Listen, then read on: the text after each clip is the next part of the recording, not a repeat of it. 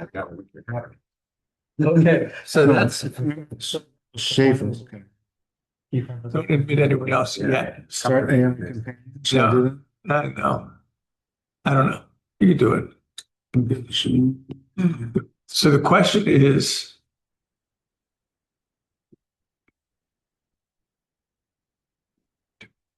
we're all here, so I guess you won't know if it's working unless you admit. Well, this is, you know, we got rid of this ad. So Schaefer's in here. So Can you're, you invite the room? I think, I guess. No, It's all right. That's not, this is unrelated to like the. You sure? Yeah. Join oh, no, meeting yeah, ID, okay. Look at you. meeting ID 8747459 8972. Yeah. Meeting passcode. Here, do Very good, this. right? Joe, Oh, yeah. you're just cruising. You don't need me.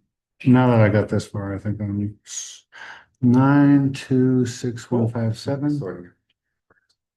This- Oh, good. Yeah, they don't, well, they have a separate. Whereas Mateo does conservation. Yeah. planning. There, they have a shared planning board. Oh. Yeah. Oh, that's interesting. Conference, to have- yeah, Clerk. and I need to turn my audio on. Okay, you guys, like.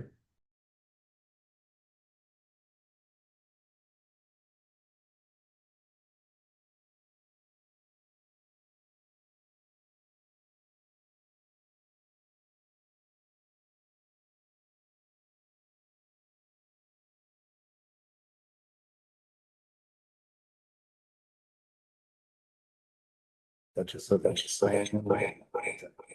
yeah, you have to mute yourself. I need to turn my audio on. Okay. Now, let's see, let's admit someone. I really like just doing Zoom for the technology. I like to see. Steve, can you hear us? We can do it in person or Zoom. The hybrid stuff's brutal. Steve, can you hear us? What about now? No, I can hear you. I can hear you. Oh, you could before? That's because I was muted. That's why. You were just messing with them. Okay, Yeah, I was. I actually was trying to, but I didn't succeed. So, all right, now I think we are in business. 7 o'clock, we have a quorum, all right, cool. All right, it being 7 o'clock and this being the Shutesbury Planning Board, I'll call this meeting on the Shutesbury Planning Board to order.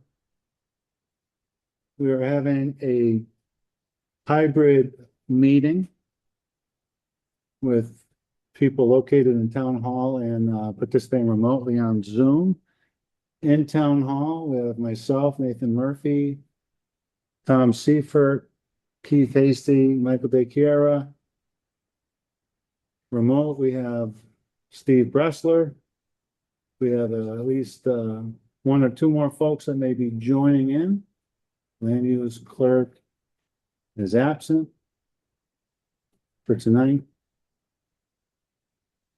All right, so now I'll take a peek at our agenda.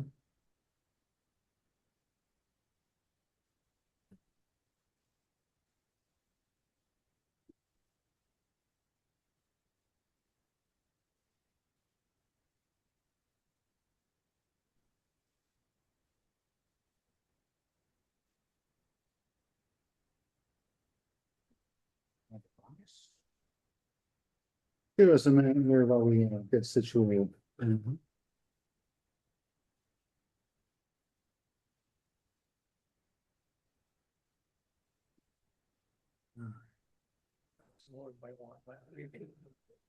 It's like aware of ticks, so I wore my surveillance. I tucked my shoes in, left my pants outside when I came back in. They Like- are something. Still there. Yeah. At my yard, yeah, I don't know if I drive, I mean, I don't usually see them with ticks. Every time I let the dog out. I go out, walk and then around the edge. Yeah. Fun too. So I guess I'll just see if there, okay, I'm gonna look at the waiting room. We have a few people. Jane, Ashley. More people come in. Ashley, can you hear us? Oh, she's not showing up yet.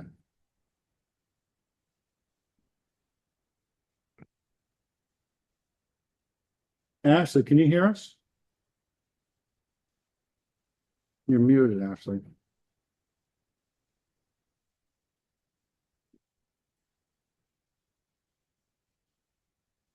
This is what I really appreciate Brennan. Like. Behind the scenes making it happen. Is that right? Well, Yeah, he's just floating out and making sure people come and go. Yeah, I haven't used this interface. Yeah, I think once you do it, it's pretty straightforward, but I've seen a lot of people get caught up at their first go, Yeah. and I'm nervous to do my first go. Oh, last one was, Ashley, if you could try and unmute just to make sure we can hear you. she's having the same problem as last time, I think. Oh, no, Yeah, right, it was on her end, So we'll see her in about 5 minutes. right? what's this? Last time she drove We in. weren't here, she had to leave home and come here because her Um, camera or microphone at home was an issue, Okay, and it wasn't on, it was there, it seemed at her. all right, well, I'll ask if anyone wants to make public comment.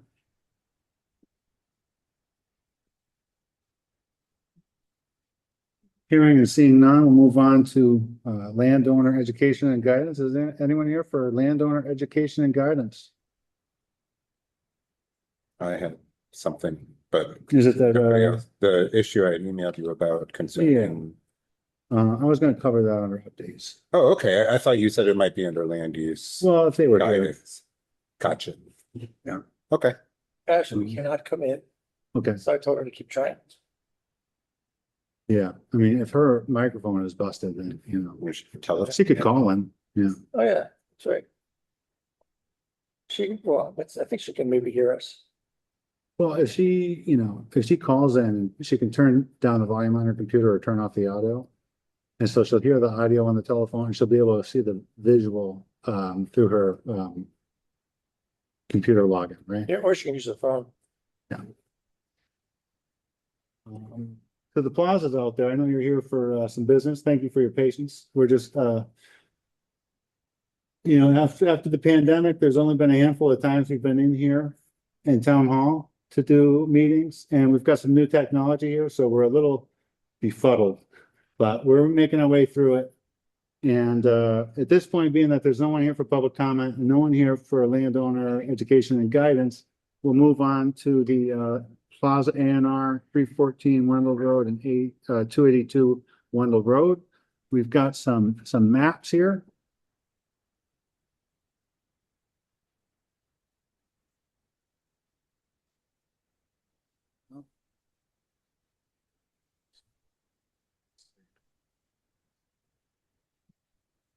I got mine digitally, so you guys can share. Yeah, I was looking at them, but it'd be nice to see it. Nicer in this big format. This is a Mylar copy. Or, yeah. That's cool. Hey, looks just like that. Yeah, how about this? Oh. This is the way they used to do it back in the 20th century. They used to be hand drawn.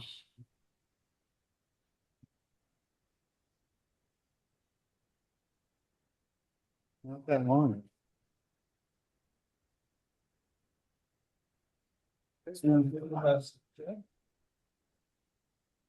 Now, as I understand with these, we've had, we received two forms. These are the same copy. Yes. They're all the same copy. There should be three of them more. And we've got the forms here Michael's looking at his. Got scripts. Oh, okay. Walk over if I need something. So we've got a copy of the one signed by the plazas. And I think the one from Tewksbury Athletic Club was signed digitally in the first place. So there's no really such thing as a wet signature for this one anyway. But here's these, you can pass them around if you guys want to look at those. So the request covers parcels of land that are under different ownership, which makes it slightly unusual for us. Yeah, if However, you'd like, this is Mike Schaefer from Huntley Associates. We are the surveyors of record there on the plan that you have. I'd be more than willing to share my screen and take you through it if you'd like. yeah, sure. Let me see if I can. I just sent your request. I just sent your request. Okay, I'm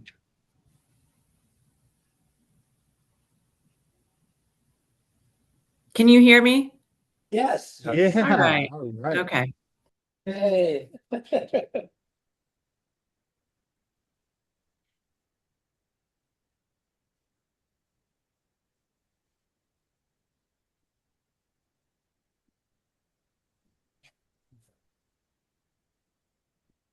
All right. Michael, you should be able to share now. All right.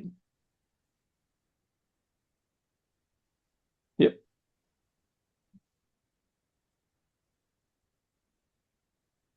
It's on the booth, or is this the Form A? Okay. There we are. Okay, beautiful. All Okay. right. Okay, Michael Schaefer. Hey, Take good it evening, away. everyone, and thanks you for allowing us to submit this tonight. We're actually going to be asking for a continuance on this because we encountered a potential problem this morning, and we may end up actually giving you a revised plan. So please don't sign that plan that you have tonight. I know that the next meeting is July 13th. We will know for sure whether that plan, I mean, obviously, if the plan has changed or needs to change, and I'll show you what we're talking about in a minute, you'll get an updated plan, but if not, then this plan will hold. But I would just say at this point, probably just hold off until we've verified something to make sure. But I can take you through the main, I mean, everything you see here is predominantly the way it's going to be. And I'll show you the one change that we might make based on us doing a field check on something. So I'm going to zoom in a little bit, but this parcel that you see here, basically, and I can kind of outline a little bit for you here if you just bear with me. So it's for the viewers so that they can see it as well. Currently, the parcel that is owned by the plazas kind of stretches from here.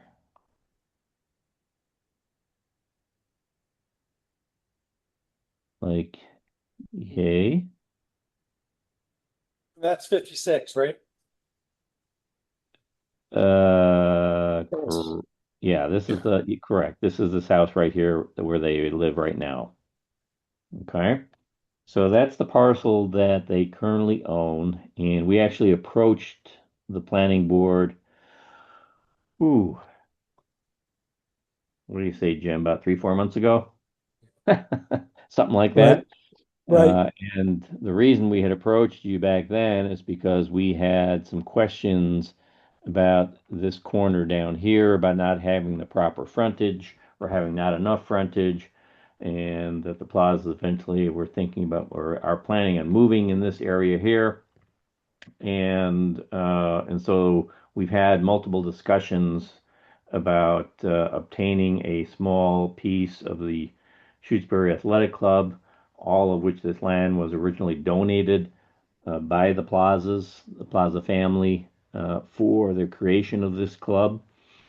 And after some iterations back and forth with the club, of this line basically moving, rotating about this 10-foot point here, we needed an extra 10 feet. I'm going to zoom in. We needed an extra 10 feet here to make sure that we had the 250-foot frontage that we needed. We were just shy of it. So we were able to work out getting 10 more feet and 20 feet on the other end. That's just the way it worked out because we have some monitoring wells here that we wanted to keep some distance from. So lot A that you see here is basically about 3,600 square feet. That's this little sliver of land here that we're acquiring from the Shutesbury Athletic Club. And that is one of the Form As that you have in front of you that was signed by Mark, who is the president of the Shutesbury Club. He presented plans to the club. They looked at it and they basically have agreed Jeff was coming. to this small sliver so that we can get the 250-foot road frontage that we have here. That's what lot A encompasses, is this tiny sliver. Okay. Any questions specifically about that at the moment? I think we're good. Okay. Then the Actually, plazas. can I ask you one question? Just on the looking at the map, the thing that it's not clear where let's see, I guess it would be the northernmost boundary of lot A is. Is it straight up? You know, So know what I mean? this little piece here. You see my hand? yeah, That's the piece that we're acquiring. right. I got it. I see the line now. So lot A is the sliver. Got it. Okay. Correct. A is just the sliver. Okay. Okay. Yep. The plazas also wanted to assist the Killebrews because the Killebrew shed is currently on their parcel. So we're basically giving the Killebrews a sliver here of well, about 18.66 feet along Wendell Road, ending to about 17.93 feet. It's basically running parallel to the shed, side of the shed, so that there's some distance between the property and where the Killebrew shed is located. Now, it's still not within the offset because typically there's an offset requirement, I believe. I don't know what that is off the top of my head. Maybe you guys know off the top of your head. But right now, the shed 25 was feet, yeah. on, I think it's 25 for sure. the shed was sitting on their property, so we wanted to at least get the property line on the other side of the shed versus where it is now.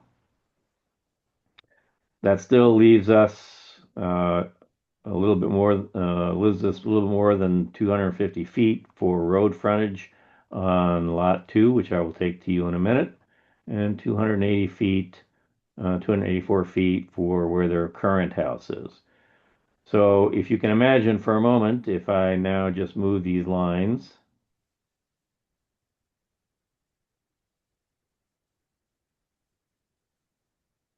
encompassing both lot A, oh, come on now.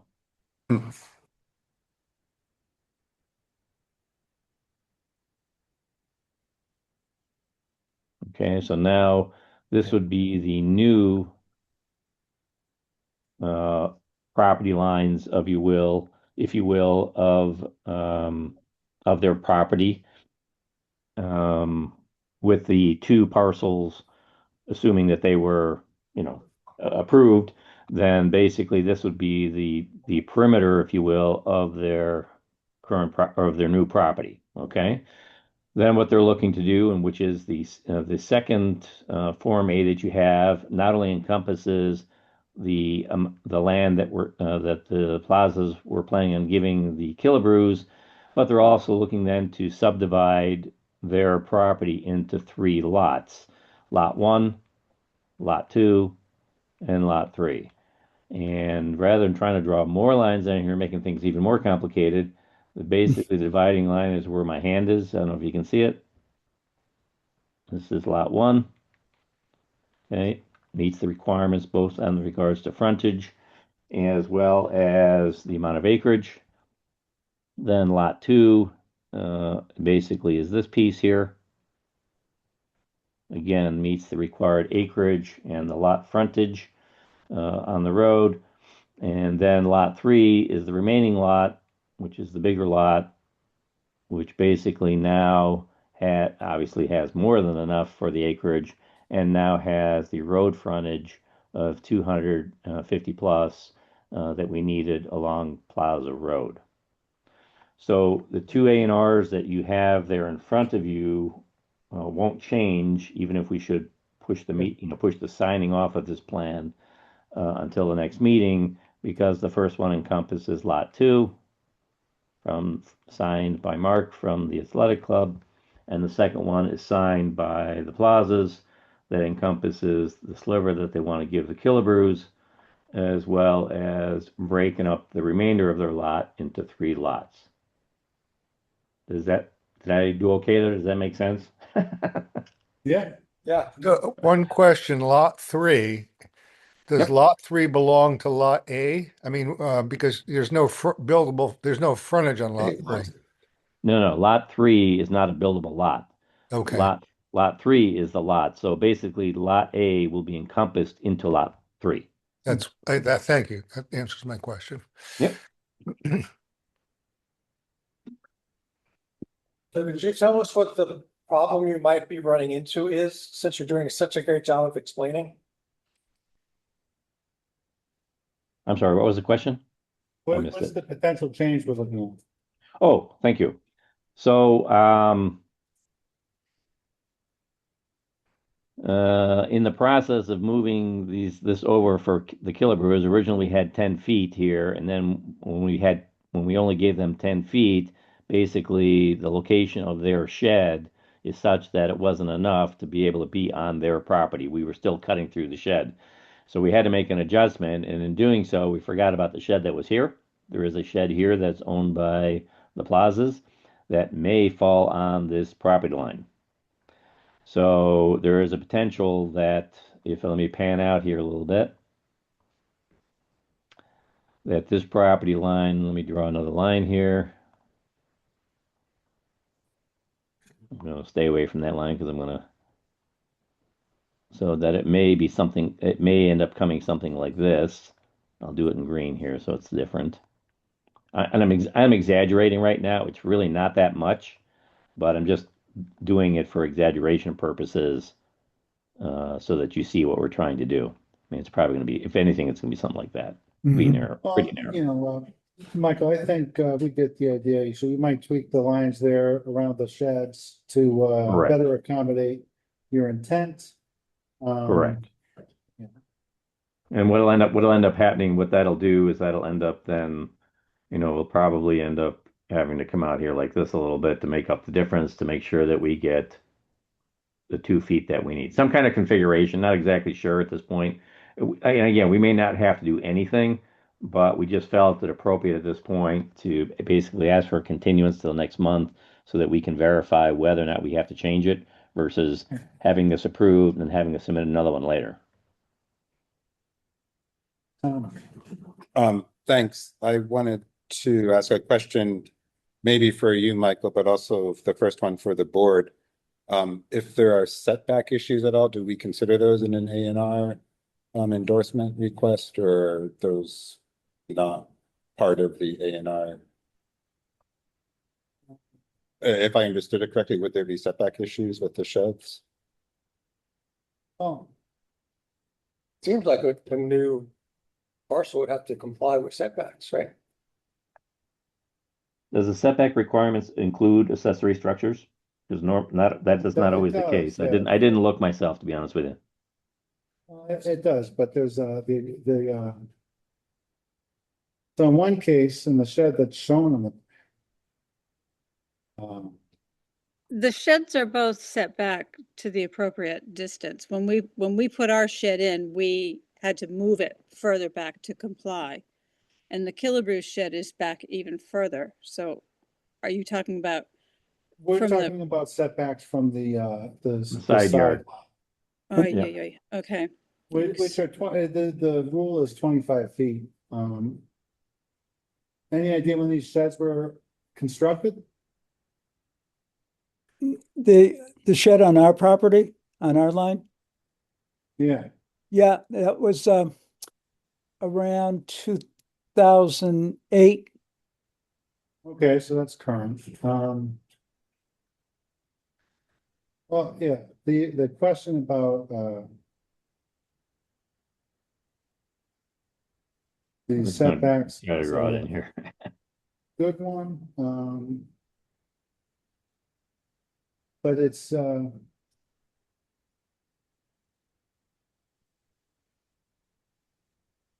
yeah, I think,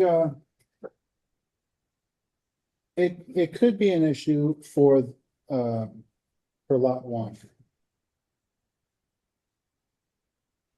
Because So- you are, creating a new side lot line that puts lot one into non-conformance. So that's, We would be doing the same thing with the Killebrews.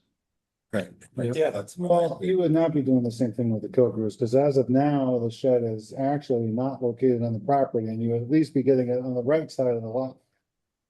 Correct. So that's a different, that's a different. Not the same scenario. thing. It would be non-conforming, but, additionally, lot, the Kilgrew lot is not, they don't request the, yeah, I don't see that as much of an issue, because it's, yeah, Objectively, it's non-compliance. They're not asking for A and R. right, they're not. I know, it's asking almost for as anything if else. three people need to. Well, I don't think they do, because, the land belongs to the plazas currently, and they're looking to convey it to their neighbors, which the A and R process provides for them to do. And,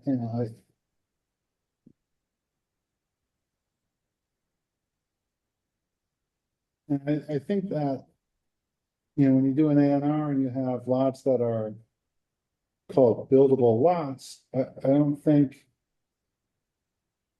the planning board would endorse that if the lots were, did not meet zoning. None of the newly created buildable lots have any issues with zoning, but in the existing lot one, I mean, that's kind of new, it's not newly created, but it's altered, and the alteration to create lot two creates that non-conformance. So one thing you can consider if you're gonna be changing it anyway is potentially trying to create that 25-foot setback from the plaza shed to the lot line. And you can do that with a very, you can literally just do a little half circle right there and not do anything too fancy. I mean, I don't know the rules of surveying, and I don't know if you have to use straight lines. But you know what I'm saying? It doesn't Yeah, have I to mean, be. there are some creative ways that we can do things. I think it's going to fall on, what that might look like once we locate it. And Jim, I think you're on the line, right? I can't see, hold on, let me see your face here for a minute. Oh, I mean, the only thing I would differ from, I think, is in creating these, the net result would be that both sheds could be in non-compliance. So if there was proactive redesign, it'd be best to have them have the 25-foot setbacks, just to avoid any discussion of non-compliance. Yeah. Because, I mean, I don't think we know about lot two. It could be, currently, the Killebrew shed could be in compliance for the plaza lot, which is Correct. sort of a upside down, backwards kind of way, but it might actually be in compliance for the wrong plot.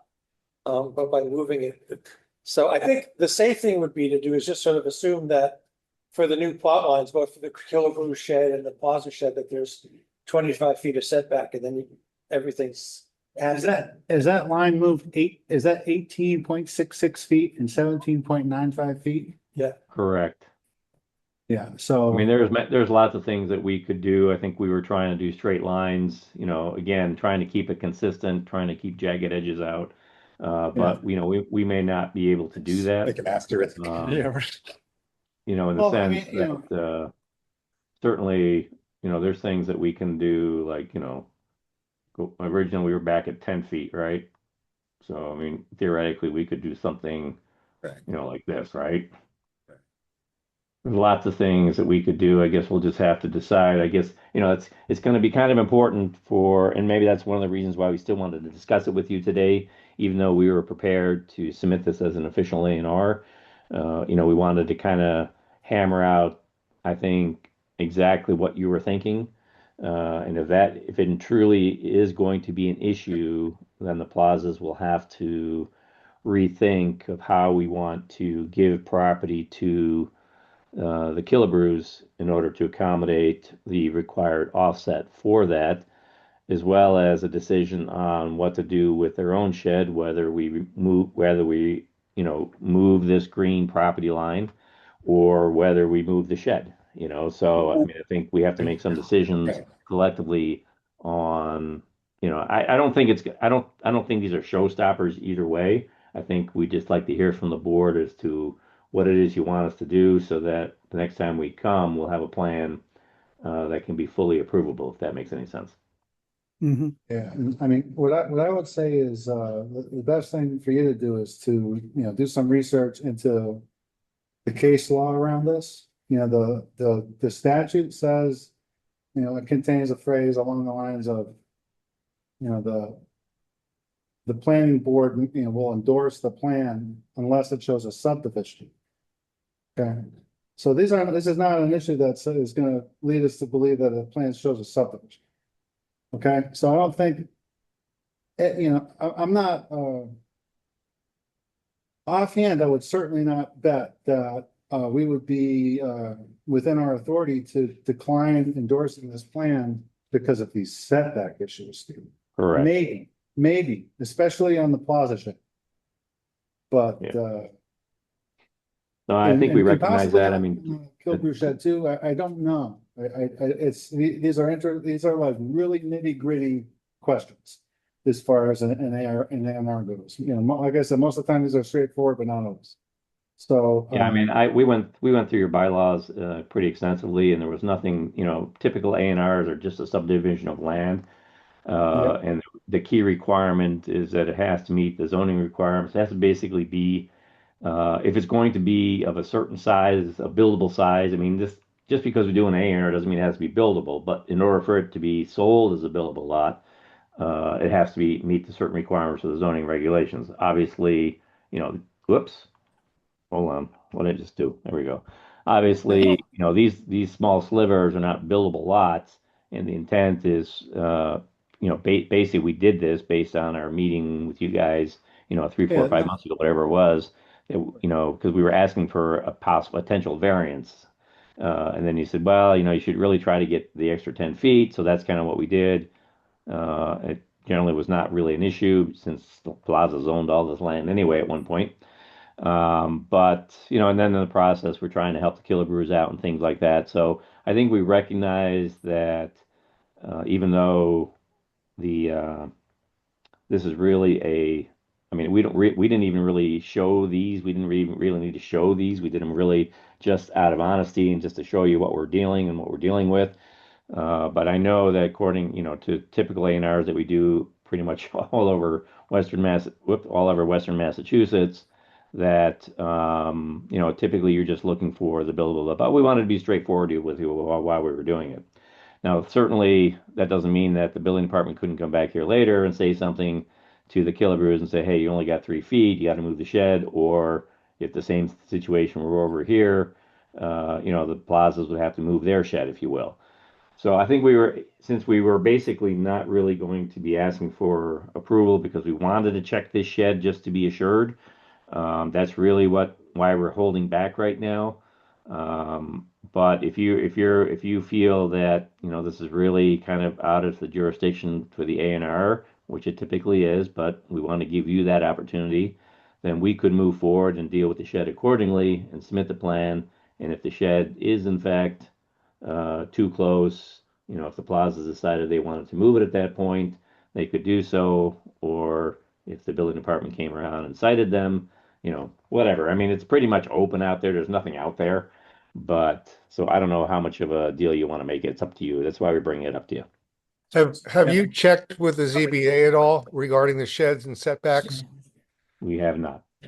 Because it really is a ZBA issue, not so much a planning board issue regarding the A and R. Okay. So I You think- could make a case for a waiver since these are existing structures and all you're doing is moving the property line, but that's out of my wheelhouse because I'm not on the ZBA. Understood. Well, I want to kind of clarify what Steve is saying. You know, there's a provision in the zoning bylaw that says that accessory structures can be located, you know, less than 25 feet from a side lot line or rear lot line if a special permit, if you request a special permit from the ZBA. I'm not sure that touches on a scenario like this where an A and R creates it, but that is, so that Yeah, I is mean, something. Normally, a special permit is for the placement of a structure, not, I mean, exactly what you said. This is kind of Absolutely. an A and R, doesn't really, so I mean, but I guess certainly if the plazas decide to leave the structure, let's say we find out the shed is, let's say it's just right here, okay? But it's still within, within the 25-foot setback of the newly created A and R line, we could certainly go to the ZBA and see what they say about it. Not only that, but also over here at the Killebrews end of things. If so, but when is the ZBA meeting again? Oh, they meet periodically, but Michael, before you get too carried away with going to the ZBA, I don't know if you need to go to the ZBA for this, but and just the consideration could be, depending on the size of the shed, it may or may not require a building permit even to put up a structure like that. That's not to say that that the setback's not applicable to it, but if it is big enough to require a building permit. So that's just a consideration for down the line, if you need to make repairs to the shed or, do any work on the shed that would require a building permit. That would be a situation where now you're no longer compliant with zoning, and that's where you start running into issues, in the future. If you never need to do any Right. work in the shed, or if it's small enough that you don't need a building permit for it, that's kind of like a different scenario, right? Right. And as far as, whether or not the planning board should endorse a plan that creates this kind of a zoning nonconformance, that's a question that we need to look into, and we don't have the answer right now. I mean, I would suggest you try and do that due diligence as well. But it's,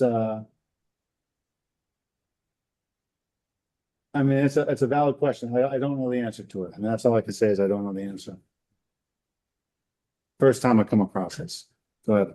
Could I please, Michael, just ask for you to illustrate all of the structures when you resubmit the A and R? Like the one on the Plaza property that's not there now. Sure. Thanks. Did I I ask? mean, the only thing that would obviously, if I think at this point, the question really was relative to the plazas is whether or not, I think this came up kind of quickly on us here, and so wasn't really sure if moving this building, assuming it's in the way, if this building would be open to be moved if it were. And I don't know, Jim, if that's something you can answer at this point, or you'd really want to see where it is first before making that decision. That's up to you. I guess my question would be is if the plazas decided that they, let's say they wanted to move the shed up here, right? So that we could be assured that it would be outside of the 25-foot setback from this new property line. Would that be enough for the board to approve this tonight, or is there still concern about the Killebrew shed? It seems like, if it's not a burden, being able to sort of think it through on your end, then come back next month, it's probably better to have something thought out. Yes.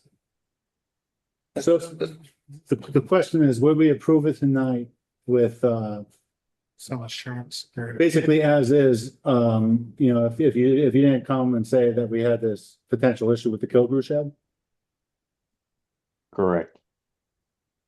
I think we would claim that we have until the next meeting because this was submitted like, you know, it's, you know, we don't even have the check yet and we just got, you know, it's been basically this week, so it's, it has to be, you know, so here's what the regulations governing the subdivision of land say about it.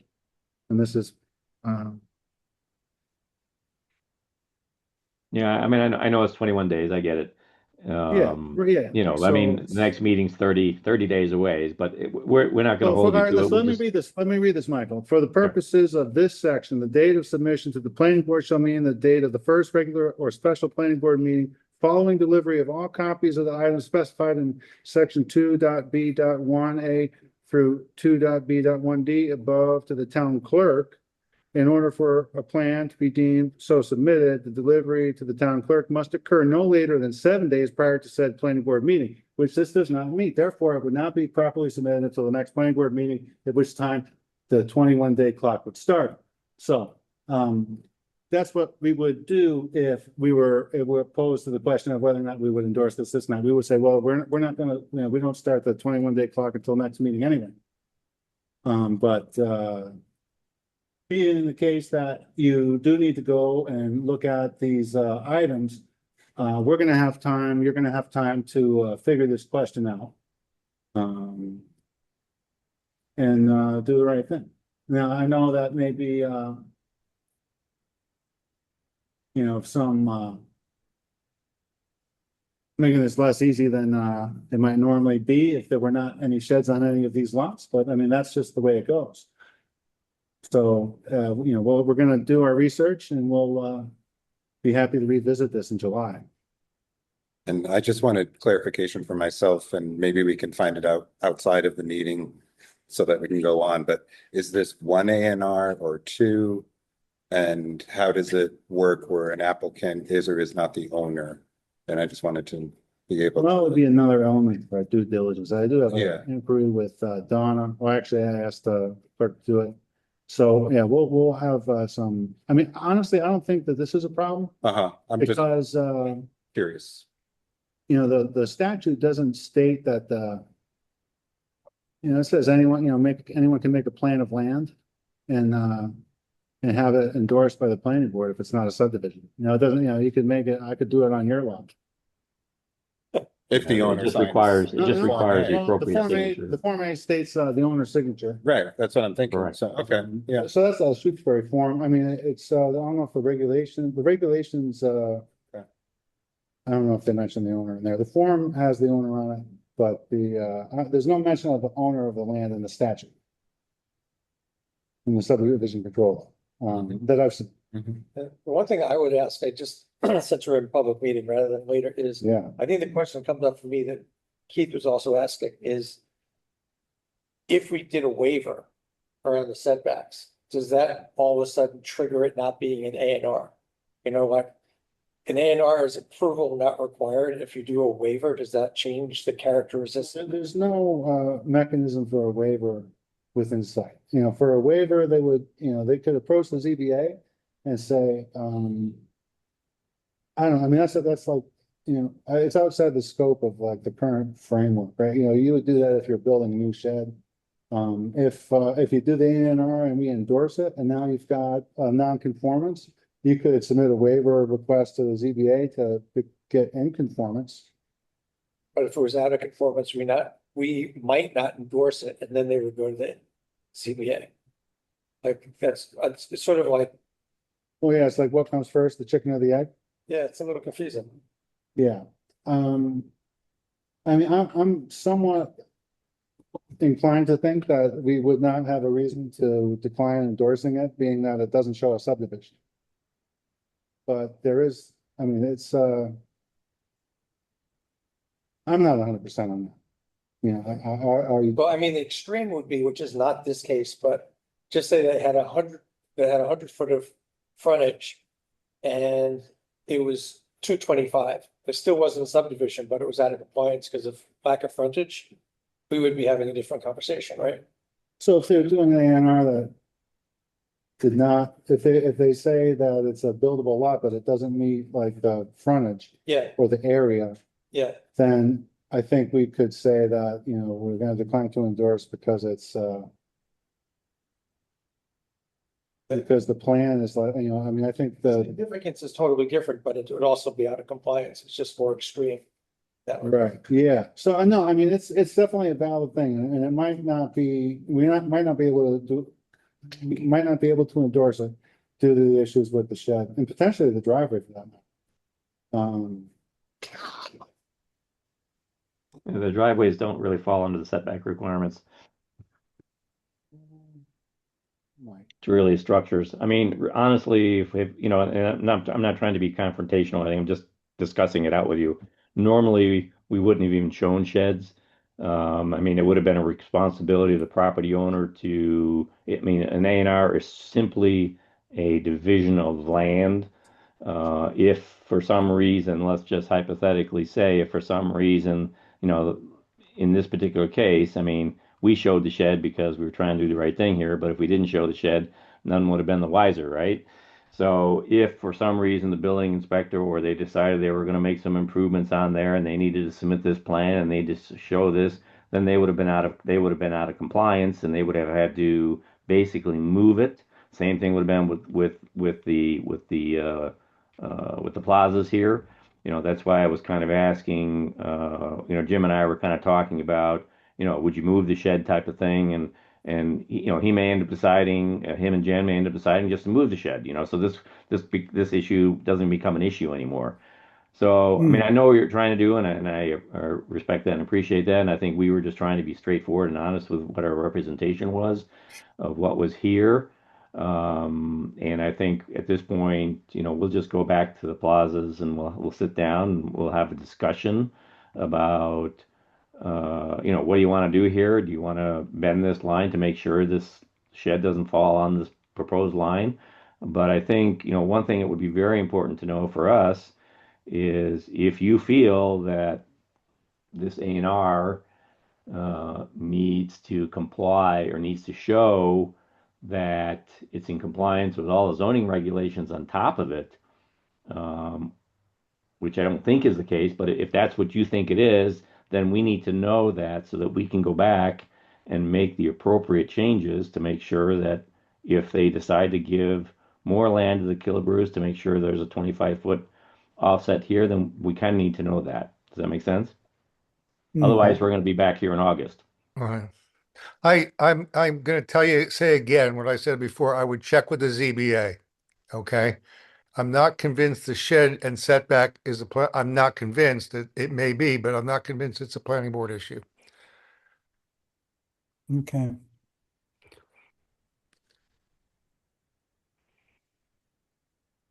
So I can tell you a little bit about what we did in Holland. We were doing a major subdivision there. Now that was a subdivision, not an A&R. However, there is a portion of property along the road that we're planning on dividing some properties up, and we need to go in front of the ZBA, in front of the ZBA there to get a variance on the lot frontage and the size of the lot because of it's got a very unique applicability there. But in that particular case, we don't have any structures or anything like that. So we're just basically saying, can we get away with 200 feet instead of 250, let's say, for example, right? But we can certainly see about going to the ZBA, or we can, you know, I'll talk to the plazas. Maybe we resolve it right now and there and just show you that we got the setback. Maybe we move this, whatever it is we got to do. I guess I was just kind of curious from your perspective. And I think you said it now, just go to the ZBA and see what they say. As an abutter, if Sorry? a, Yeah, thank you, Michael. We got a question over here. if an abutter, if there's an out of compliance accessory structure, the shed is within the setback, can an abutter make a claim, like the shed, the Killebrew shed that's been over the property line? what I'm saying, if somebody buys lot 2 and we've approved this A&R, the division of land. But then the new owner of lot 2 has now 2 sheds that are within the setback. They violate the setback rule, but we've approved that plan. Have we somehow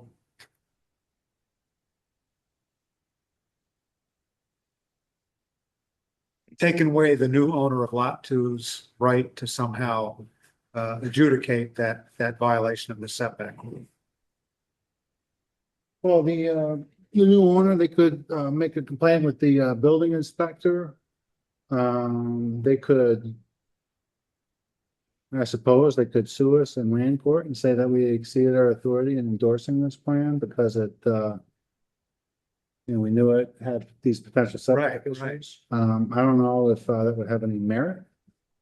But I mean, it would depend on, I think we'll figure it out one way or the other, and then we'll like take the correct action so that we wouldn't encounter that situation if it was thing.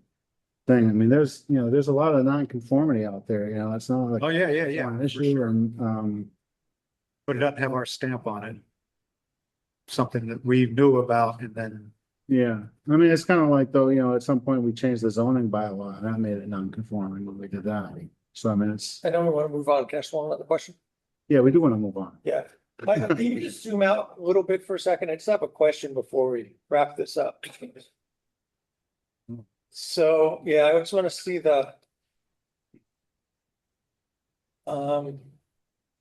so when you're creating the new bigger lot, that's running at the dotted line, sort of below the words of lot 3, right? Is that where it's going? You say the bigger lot, The bigger lot, yeah. lot 3? Which would subsume, the new lot 3 is what's the?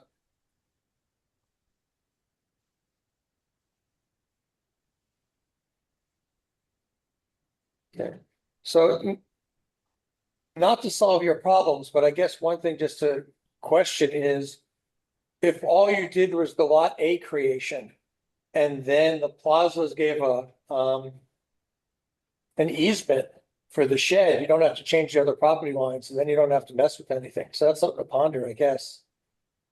Yeah, so basically what you're saying is we just left it like this.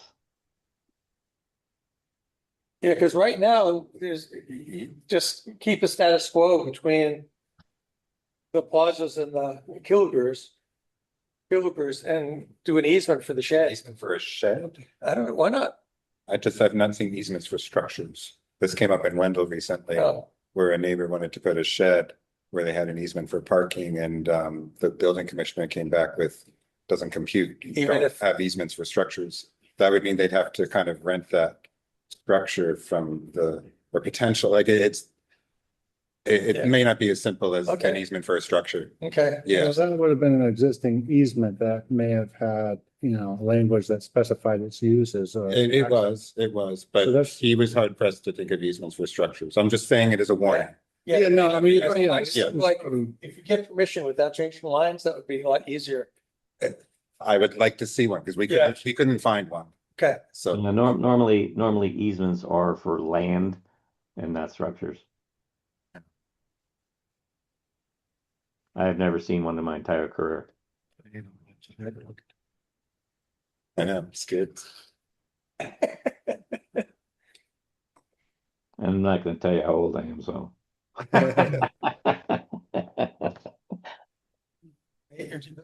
Been a while. I'm just looking to see,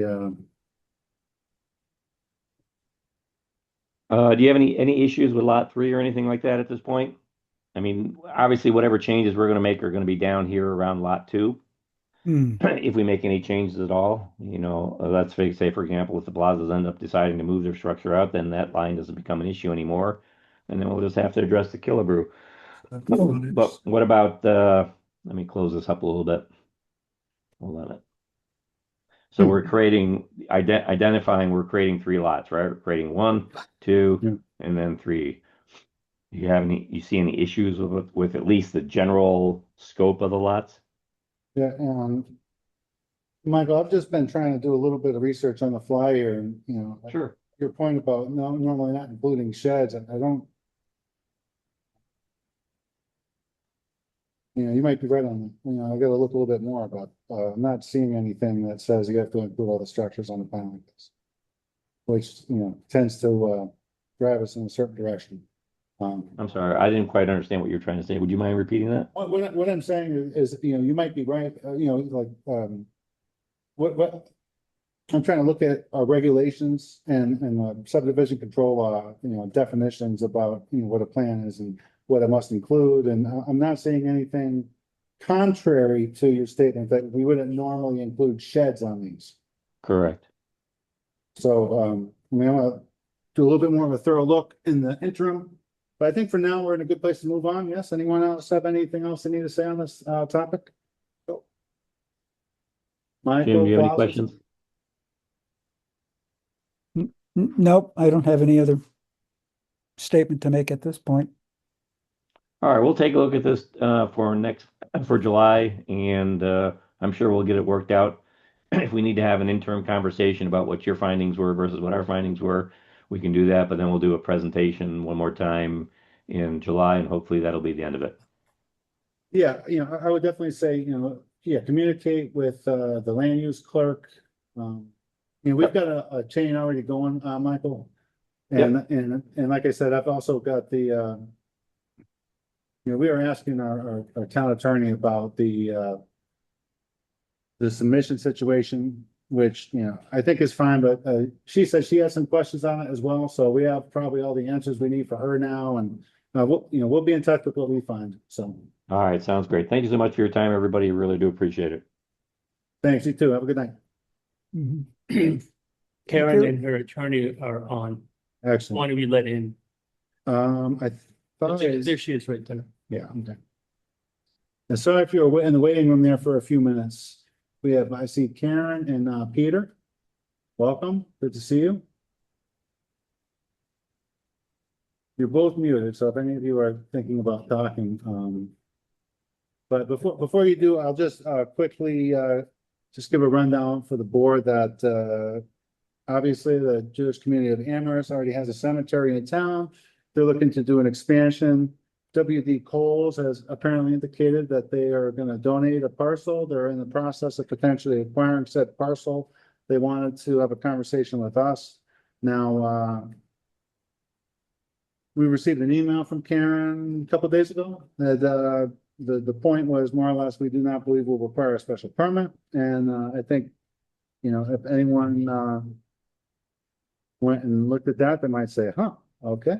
But, you know, we've done some research, and when you look in our bylaw under the use table, actually, Michael, are you logged in? Yeah. Are you able to share the Oh, I'm not logged in, oh, you're okay, that's all right. but I will. No, it's all right. I can do it. I'm just gonna get to it real quick.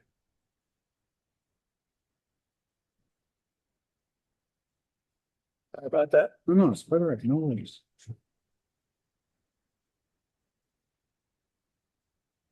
Where the heck?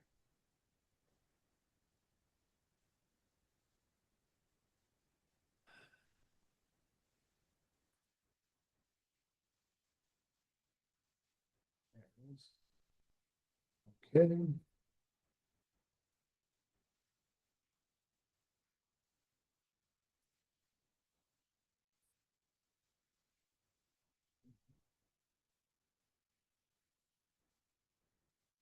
Okay, so right here, we were sitting looking at our zoning bylaw. And then we have community uses, we have cemetery, or special permit across the board. And then you've got this weird line here, education, charitable and religious, and I call it weird because it doesn't have any designation under any of the zoning districts, and it has this little reference over here. 8.5-3, and it almost kind of looks like it's maybe meant to go with healthcare facility, and it has all these you know, special permit, you know, It's got zoning. four. And it's got footnote 4 right which, subject to limitations of, the Dover Amendment, right? But if we go down to, 8.5-3.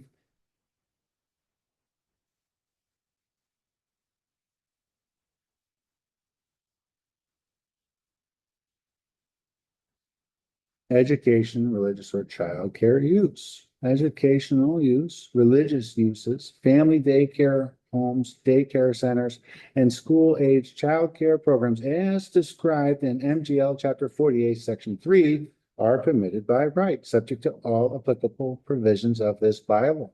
The review of such uses by the building inspector is limited to reasonable regulation of the bulk and height of structures in consideration of lot area, yard size, setbacks, open space, building coverage, and parking. Any questions?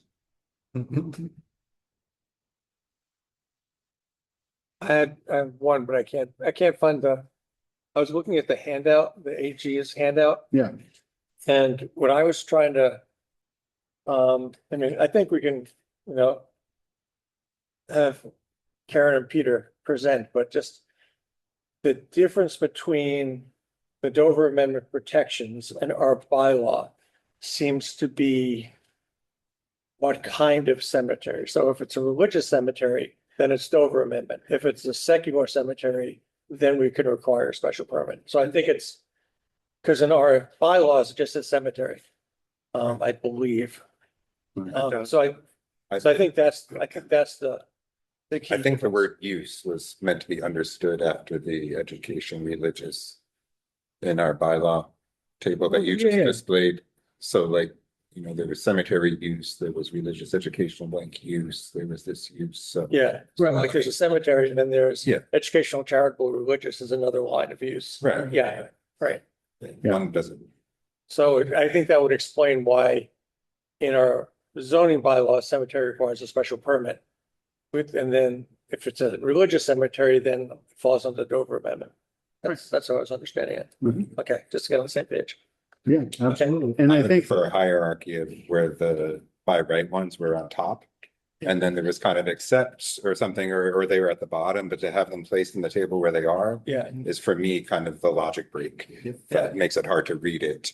well, That's- for me, the logic break was the absence of the P for permitted by right.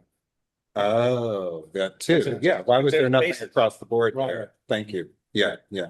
Now, I know you guys maybe have like a little bit to say, but, I don't know if maybe you'd rather us just, take I'll see if anyone would make a motion that we, are in agreement that it's it qualifies as a religious use and tell you to go see the building inspector. Would that make you happy? Well, before you do that, I mean, I We think, do that. yeah, I think Ashley pointed it out, something that it's a question of the driveway, right? The driveway is more like, it's unclear because that's a frontage issue maybe where it comes out. Like, it seems like I'm not adverse to agreeing that it's a Dover Amendment protection, but I don't know if where the driveway comes out fits into the things that we could regulate. And if we could regulate it, if we had an opinion about it. Does that make sense? Because my understanding, it couldn't come out on Leavenworth Road normally, but you guys are looking to come out on Montague Road. Is that correct? No, we're looking for it to come out on Leverett Road. The question was whether the piece of land that Coles has is 50 acres. They're not giving us the whole thing. They're giving us a chunk. And the question was whether that chunk needs to include frontage or not. If it does not need to include frontage, they'll give us a chunk in the middle and like an easement, a permanent easement with permission to put a driveway wherever best suits us, which would be on Leverett Road, because that creates a feeling of continuity with our existing cemetery. If it did require frontage, then that's where there are two different options of where that frontage could be.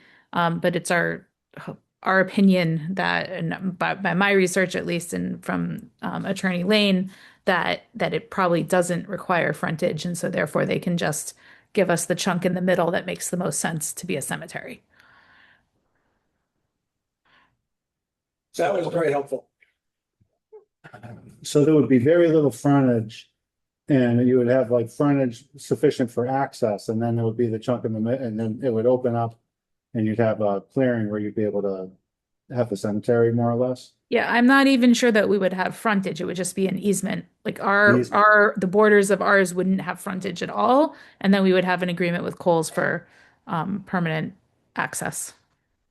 Yeah, But they would technically own it. okay.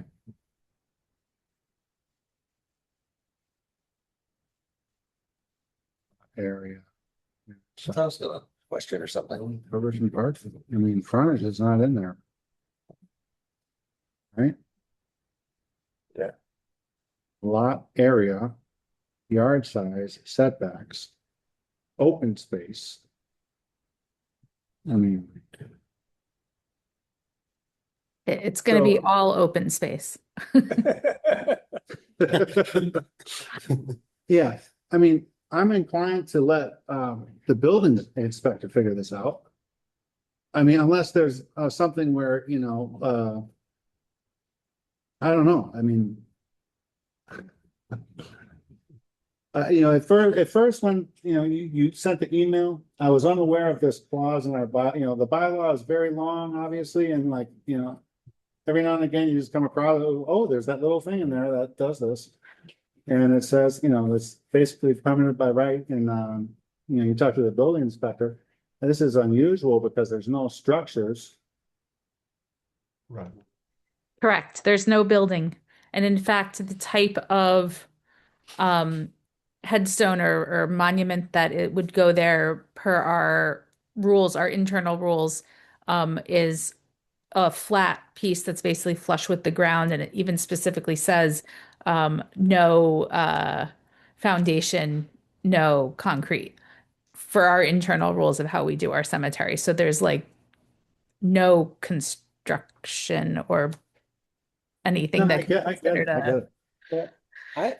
it. It's, given the explanation and the fact that we're in the middle of the lot. It seems like I don't think there's a role for us. Like, I don't think so. I mean, I don't, I would be very cautious about trying to assume any role in this. yeah, I think even practically, I mean, Karen, I get your point about coming off of Leverett Road, so it sort of feels like it's connected to the other one. Aside from the sense of community and connectedness for practicality, if there was, you know, more traffic because there's a service going on coming off 11th Road, which is paved, as opposed to Montague, which is not, is beneficial, I think.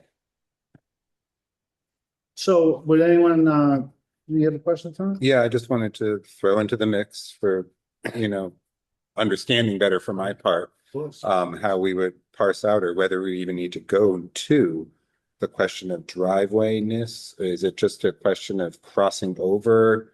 Like for the easement that you might end up using, would it be like this is an easement to cross over this land in order to get to the cemetery? Or would the easement create a functioning driveway? And would it therefore be a common driveway, which again, because of the religious use might be exempt from any sort of permitting, but there is a special permitting procedure for common driveways.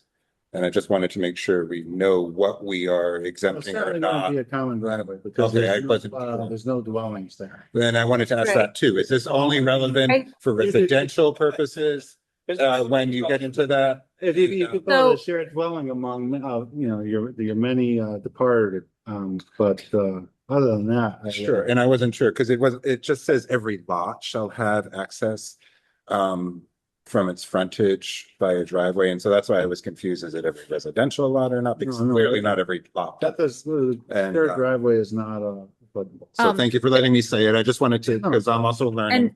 And if it's helpful, there would be a driveway. But I think part of the reason that Coles wanted to know the answer to this question, we wanted to know the answer to this question. The reason they don't want to give us the frontage if they don't have to is they want to hang on to it to be able to develop other pieces of this 50 acres down the road. So I would assume that if they did and it was going to use this driveway at that point, maybe you would have a say on it being a common driveway in relation to whatever they're putting in, but not in relation to us. I don't know. So, Like my cemetery. Yeah, so listen, Right, yeah, so, exactly. so here's what I would like to do. I would like to say nothing except that we see that this is a, clearly a religious use covered under section 8.5-3 of the Stutesbury zoning bylaw. And, to refer our friends from the JCA to the building inspector. Would someone, I would be happy if someone would make a motion to that effect. Why would we speak to the building inspector if we're not building anything? Because the building inspector, would, review such use, as, well, I We mean, were planning on talking to the Board of Health, obviously, Yeah, right? But what would the building inspector weigh in on if there's no buildings? well, for example, the, curb cuts done, is there a curb cut involved? Is there an existing, access, road there? Is there what? Is there an existing access, to the area where you would have the cemetery? There's like some trails right now. There's no driveway or anything right now. it doesn't seem like the building inspector would be involved, Board of Health for sure, but. Who approves a curb cut? Highway department, Highway or. highway department. I've Yeah, I mean- had a conversation with the Board of Health. I know what they want from us, the geologic and water testing and all of that's in the works. And we've had communications about that and they've laid that out clearly. So that is happening and that is clear what they require. I can make a motion that's probably doesn't get into the quagmire of building inspector. Well, yeah, we can just, this the determination, leave out the part about referring them to the building inspector. Yeah. Yeah. So I'll move that the Shutesbury Planning Board recognizes the JCA's proposed plan is falling under Dover Vented Protections as a religious activity or religious cemetery.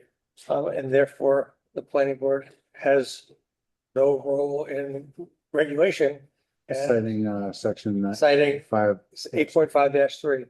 And leave it at that. Okay, we have a motion on the table. Okay, we have a second. So the motion is that, the planning board, believes that the proposed, cemetery from the JCA qualifies as a religious use, under section 8.5-3 of our zoning bylaw. Yeah. And, is there any further discussion? Okay, I will. Ashley. Ashley? I'm just something that's coming up in my head multiple times is parking lot.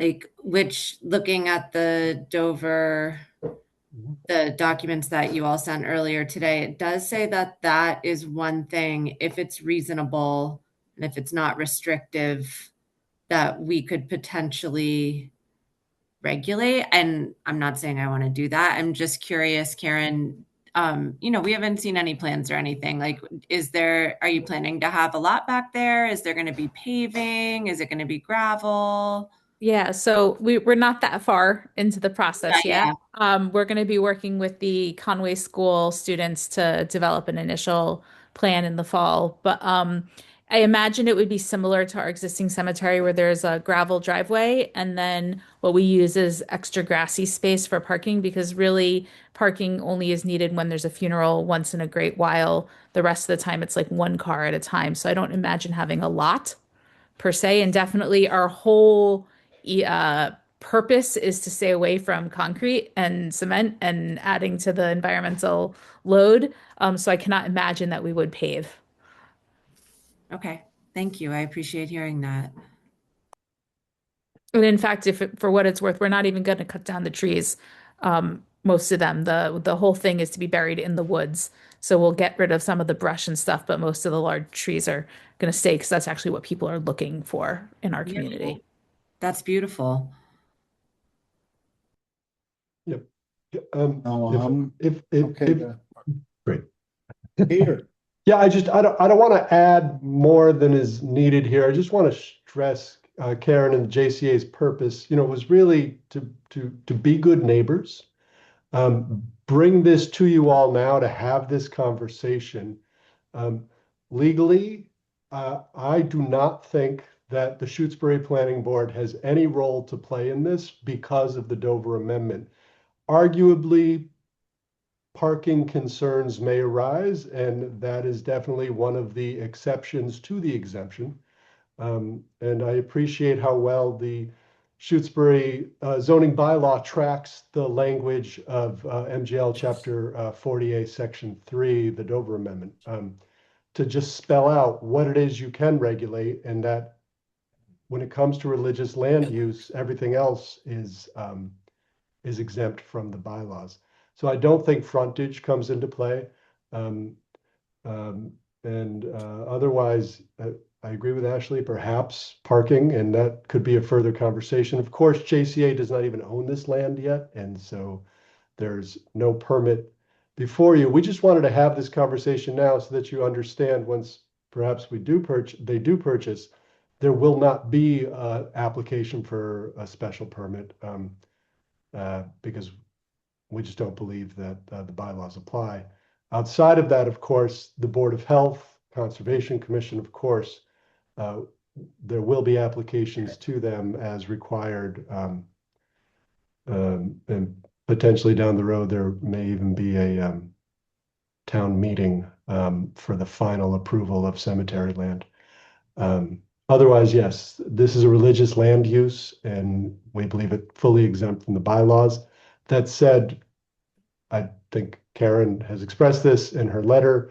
JCA is just grateful for the opportunity to chat with you all and front the issue as really part of the due diligence for the transaction, not to go down the road of acquiring the land from Kohl's only to find out, there's going to be zoning enforcement restrictions. But it sounds like we all are on the same page, and on behalf of JCA, I also appreciate this opportunity. So thank you. Well, thank you. Now, did you have a question too? Yeah, thanks. I just wanted to ask the question of, should we pass this motion, what would be the mechanism for looking at parking in the future? If they weren't required to ask for a permit or anything, like how would it come across each other's radar? Well, I am going to suggest that they do check in with the building inspector when you have a plan to see if the building inspector believes that there is any that they have any reason to regulate any of the things listed in the Dover Amendment based on your plan. And if they don't, then you have that determination from them as well that there's no permit required, right? I would also propose to you that, like Peter said, this is going to end up having to go before a town meeting, possibly next spring. And part of what we're going to have to bring is full-fledged plans, site plans. And so in preparation with the town for preparing for town meeting, creating the materials and all of that, like, I feel like there'll be lots of points along the way for someone to say, hey, you're putting a parking lot in, you should come back to the planning board, I mean, I don't think that it's permitted by right. You're not going to come back to the planning board.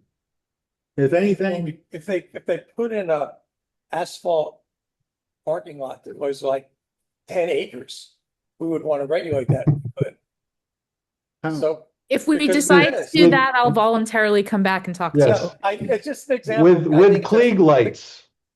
I mean, because what Tom's saying is basically the motion, the way I presented it, basically says we agree that we have no role, end of story.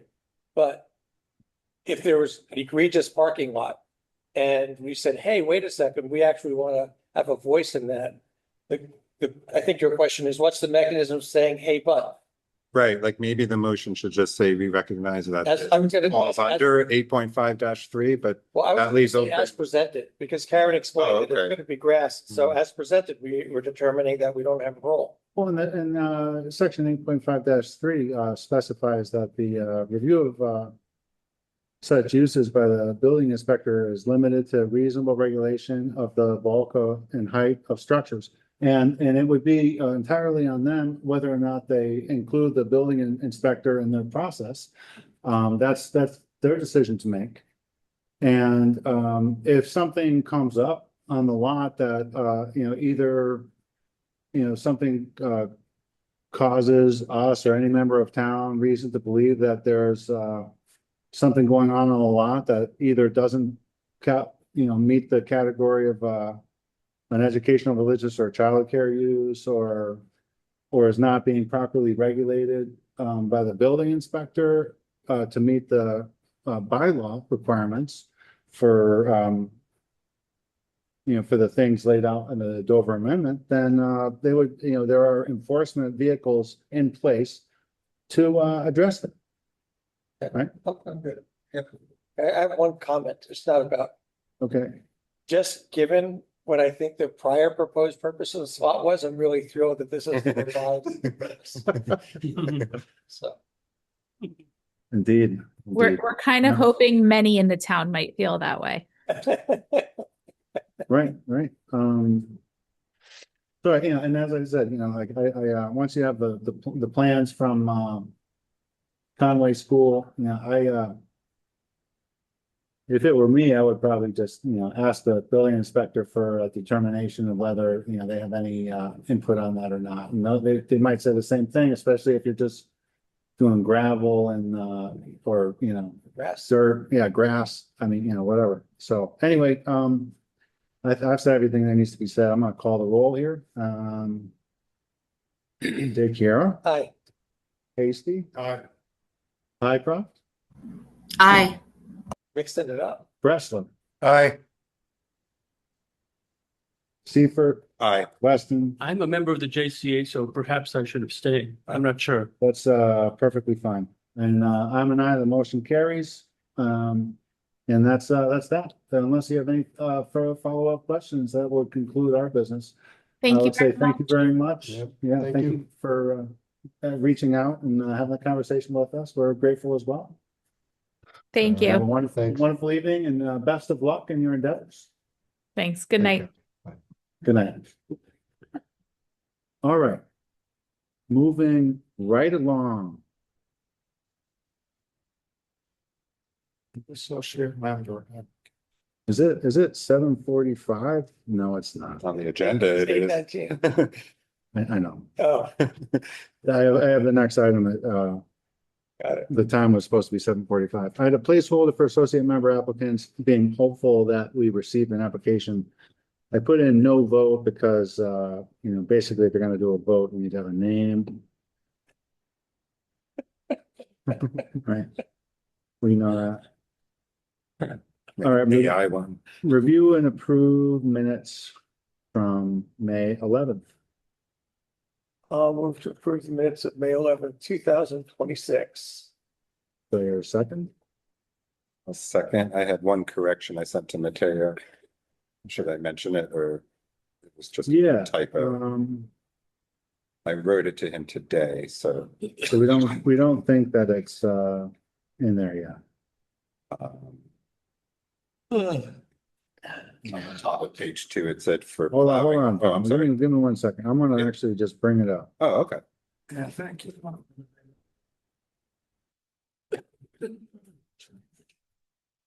Don't die on us, Jeff. Pardon me? Don't die on us over there. Well, I just got back from Boston. My daughter just became a rabbi, Really? Congratulations. Mazel tov. so it was a big deal. Yeah, So I'm a little tired. thanks for coming. Do you want a can of salt? Huh? Can of salt? No, but thanks. Is it sweetened or non-sweetened? It's got a little fruit, some of it's same stuff. If it doesn't have anything in it, Just food. okay, I'll accept that. Thank you so much. I don't fall asleep. I got some tea you can have. Okay. The very top line of page 2. For plowing the permit, should say for plowing the road. It's a nice metaphor then. Plowing the permit Yeah. and like the power.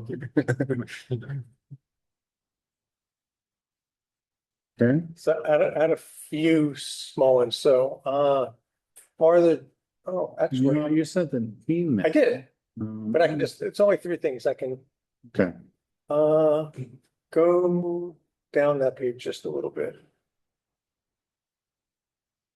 It's,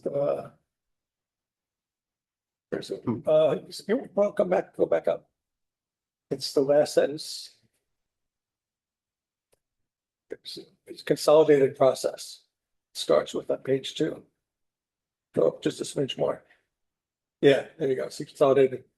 So as we asked the question, if the applicant could restart a rejected project, the daycare explains that it would have to be appealed by DOER. I might have said that, but I don't actually know if that's true. So we can keep it, but I just wanted to flag it. Like, if it's a rejected project, like if it's formally been rejected, I'm not quite sure what happens. Do you want to change the would to a might? I would just scrap the whole sentence. Oh, okay. But I don't feel like strongly, I just wanted everyone to know that. If we're up for scrapping it, that's fine, but it's really sort of actually asked the question.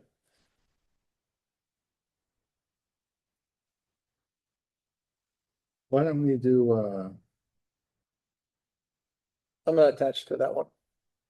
you wanna just make a note that says, during approval, it was noted that this may not be accurate. Do you have an answer? No, because it's about rejecting the way I, So resubmitting a project that's rejected. yeah, under the new process, and I don't think the state even knows. Like, so if we rejected something and it's been rejected, it would come back as a new project. So I think it would just reinitiate a new project. But I don't know, like, how there's in legal context, you can't get. But this isn't binding. Like, No, I this know, is yeah. what you said, and this just reflects Yeah, what you said. It became kind of a freewheeling. Just a record. conversation. Yeah, I just wanted to no, I didn't know what the answer was. I didn't Yeah. think that was accurate. So I don't need to edit that. The thing I do on You want me to make a note that, no, it's fine. No, Okay, all right. just feel educated. The very bottom, page 3, I have 2 edits that are worth doing. The second to last sentence on page 3. Keep going down all the way to the bottom. So right, the second sentence said the proposed project on a low site suitability score. See that? is that in the second paragraph, section of Live. Second from the bottom. A project, so it says low site suitability score. Oh, yeah. It's actually, it should be poor. Because low is good and high is bad, so just put poor. Yeah. So no, No. it's The low- poor site suitability score. Instead of the word low. Take Yeah. low out, put poor.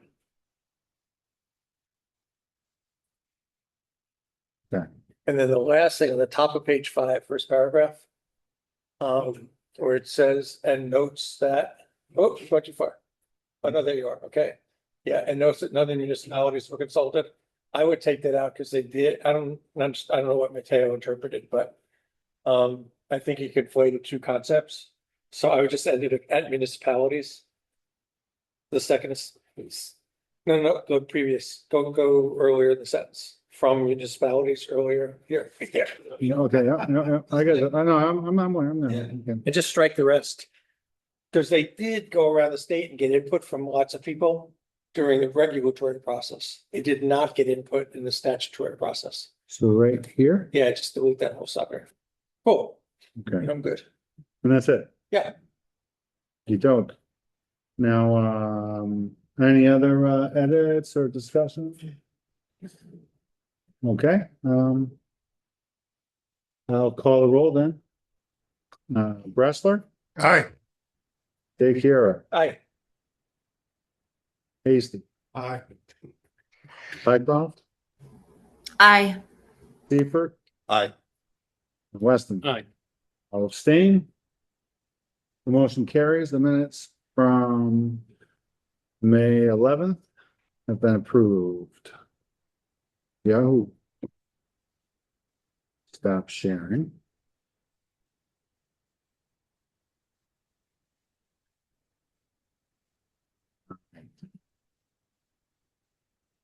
Just gonna quickly note to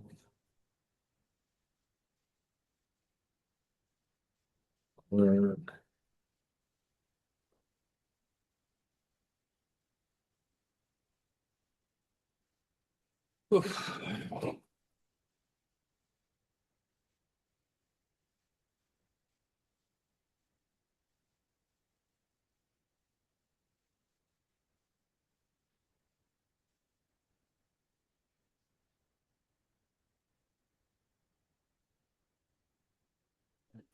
And I was gonna ask Mikhail to clean up the draft minutes folder. Oh, But yeah. I think, I don't know.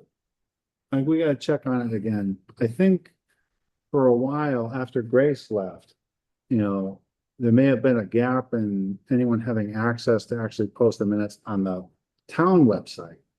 You know, anyone with access to My Town Government can go and post them there with the meeting. But the step of posting them on the town website has not been done for most of the minutes that are in there, which maybe if anyone else was kind of looking at that, and wondering what's going on. And now I don't even know where we are anymore, because for a while Mateo was the interim town clerk. He isn't anymore. Right. There was someone elected, written in, right? Does anyone know? He didn't, I don't think she accepted it. Was it Leslie? Leslie Bracebridge Yeah, she was written in, but as far as I know, she didn't accept it. Okay, and so now, yeah, well, we can, We have our, whoever, intro. We have our assistant town clerk, Jeanette From Keeley, and then Lisa Stafford, the interim from Yeah. Leverett. Until we hire someone. yeah. We will, might speak with Gail and see if I can get access on the website to do Yeah. that. She's doing it. You don't have Shutesbury.org website access? Huh? You don't have Shutesbury.org website access? I do, Oh, but the access is, there's different tiers of access. And I may have the access and just not know how to upload do it. minutes, you mean? Right, Okay. yeah, I don't know how that, I looked at it once and it didn't seem straightforward to me, so I'm not gonna like, guess. Mhm. I might try and just connect with Gail. I mean, I saw, They'll just do it. yeah, she might just do it, yeah. We could probably ask her to do it. She would prefer to do it, I'm sure. Yeah. She might. I could do it, but I'd rather have Gail do it.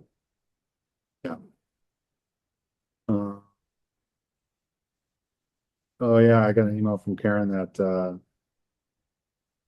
they were in the waiting room.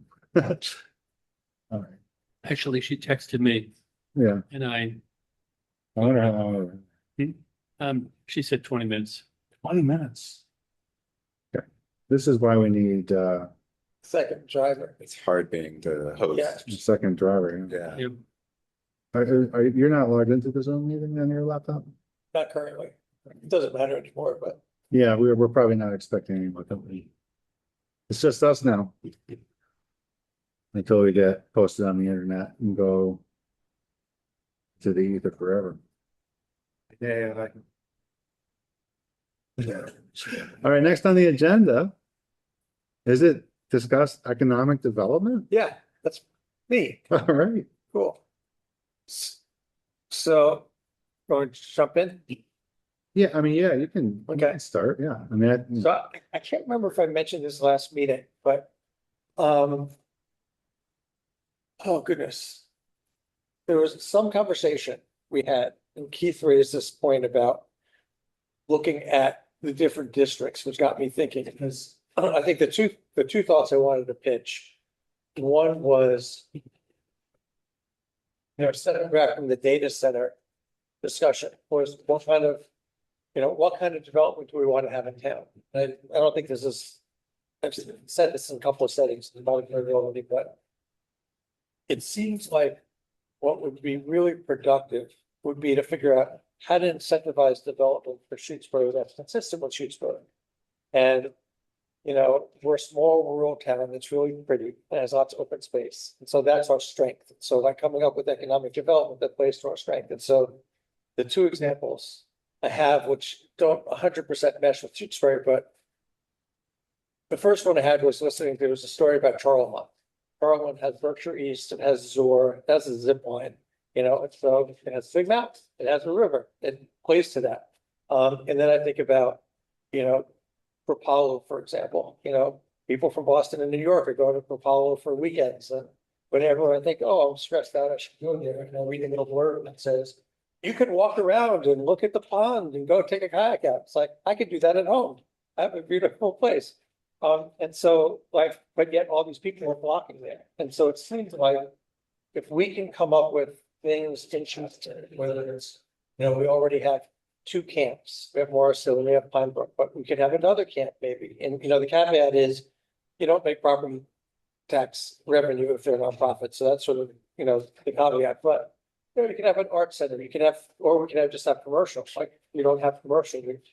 And I mean, my personal feeling, having gone through the last couple of years now is I don't think it's very, the non-fit is industrial.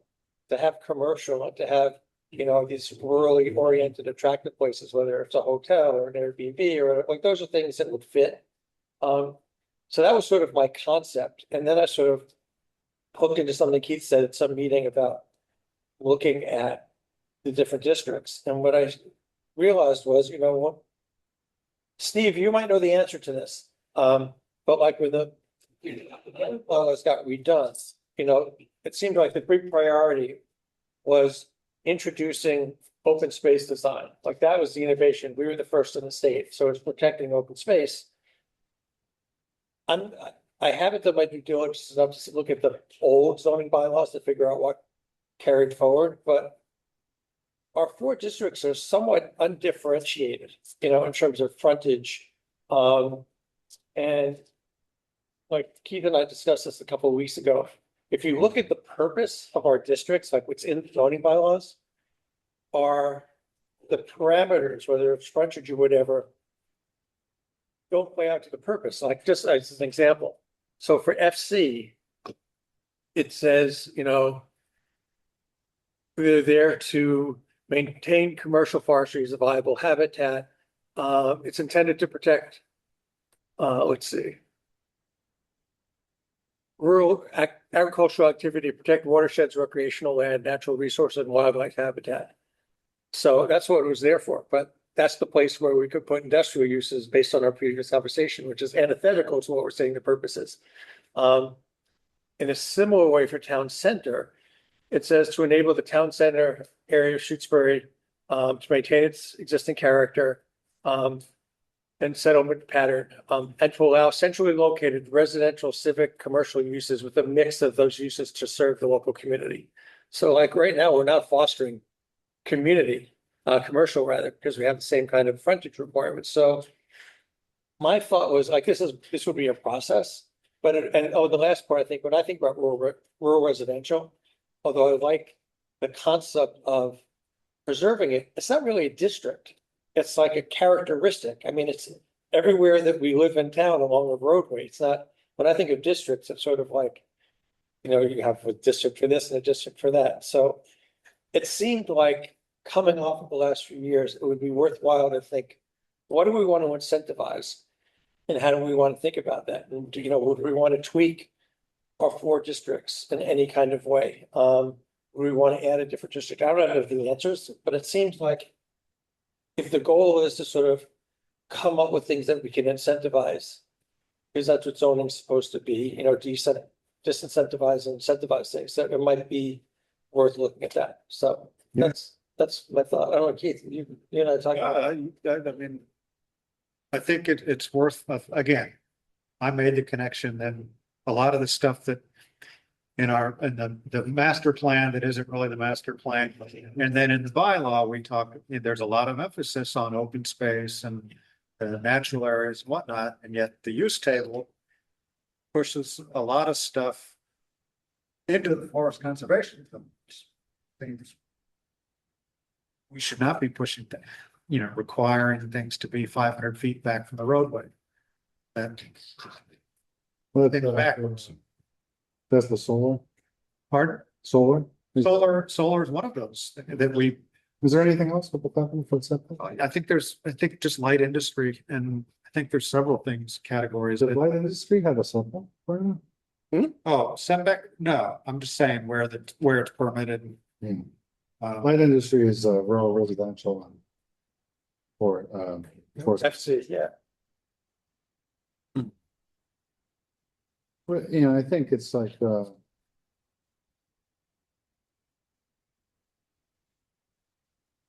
the 1,000 driveway, 1,000-foot limitation go in immediately, or did that get added? It was always in, whether it was carried over, I don't know.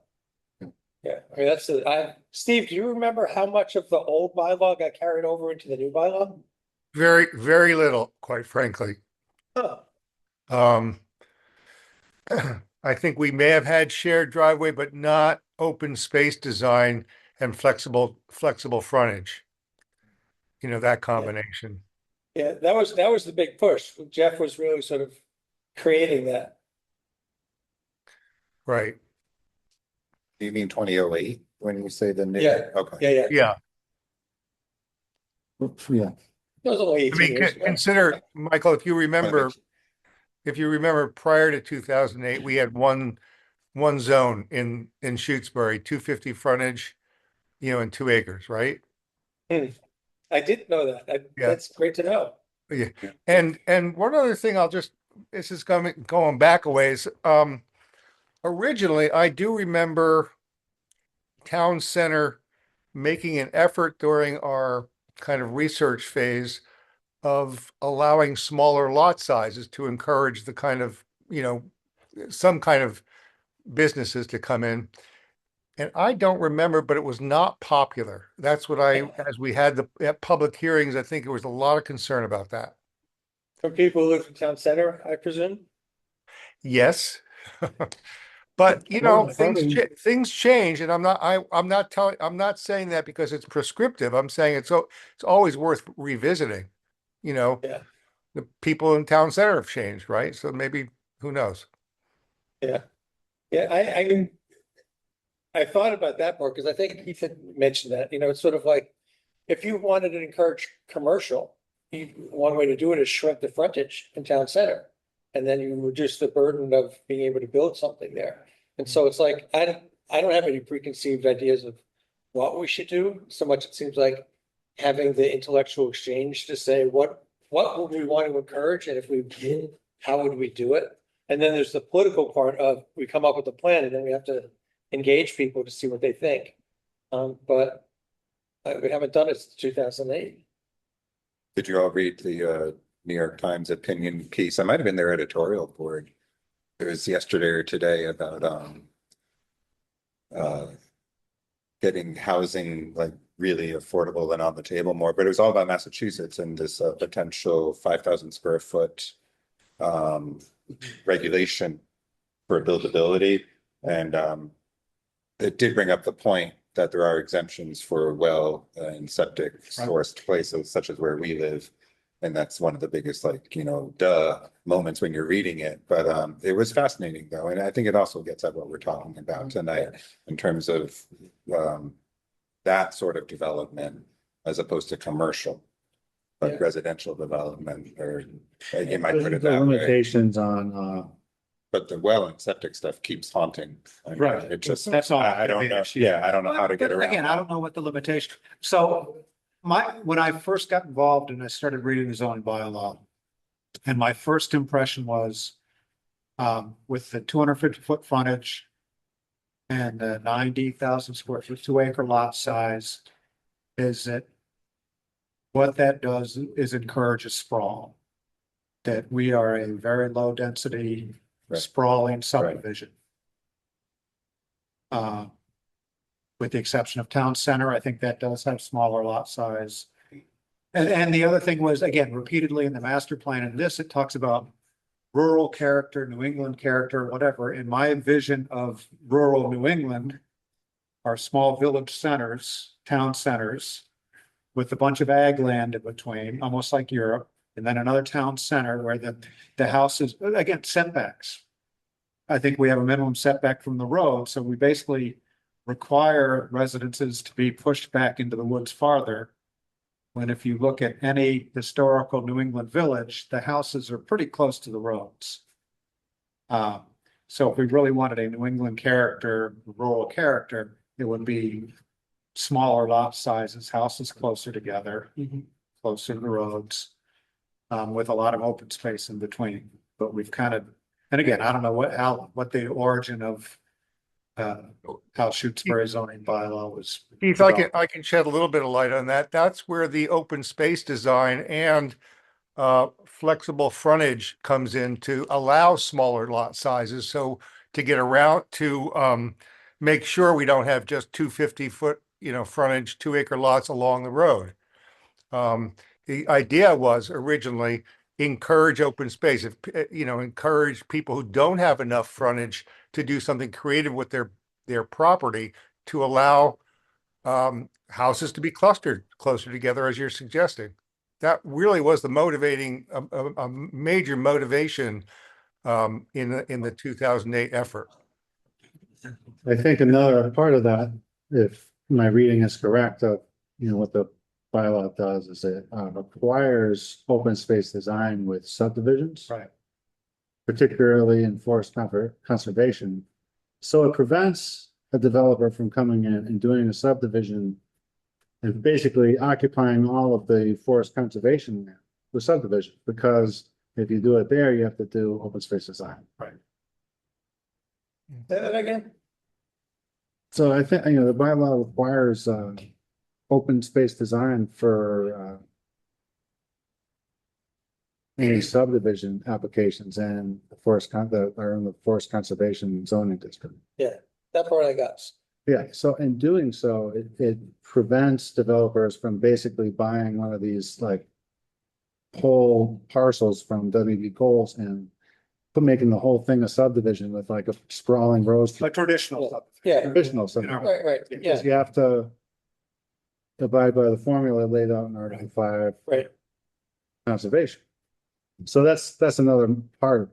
Yeah, I think that was the explicit intent, I think. Was to- Yeah. We have statistics on who's taken up open space opportunities. I think there were like 3, right? I mean, is there an assessment process to see whether this is actually doing what it was meant to? That would be you. Okay. I'm just, I won't say with any certainty, but there have been probably 4 or 5 projects over the years that have made use of open space design and flexible frontage. I think not many people have come before the planning board. I mean, look, guys, construction alone in the last how many years? 17 years hasn't been a boom town. Shutesbury has not been a boom town. So these kinds of creative options hasn't also kind of taken off, but they're available to landowners, and it's part of it is on us to inform a landowner when they come forward with a large piece of property that they have options if they haven't read our zoning bylaws. So it's not because it's worked or not worked, it's just because there's not been many people who have even thought about doing this with their property that come to the planning board. So I wouldn't gauge success or failure by numbers of projects. And my gut is I don't feel the need to mess with open space design because I think it's innovative and sort of points us in the right direction.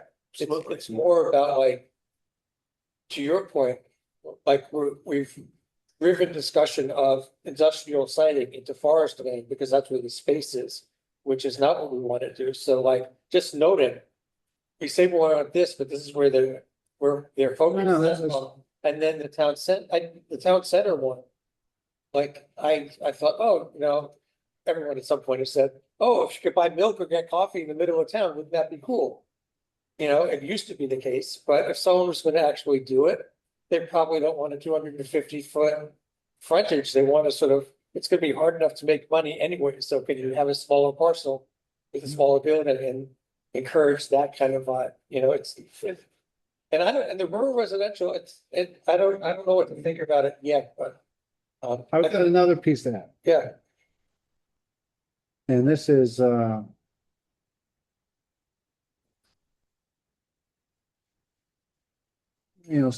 kind of just said to me recently,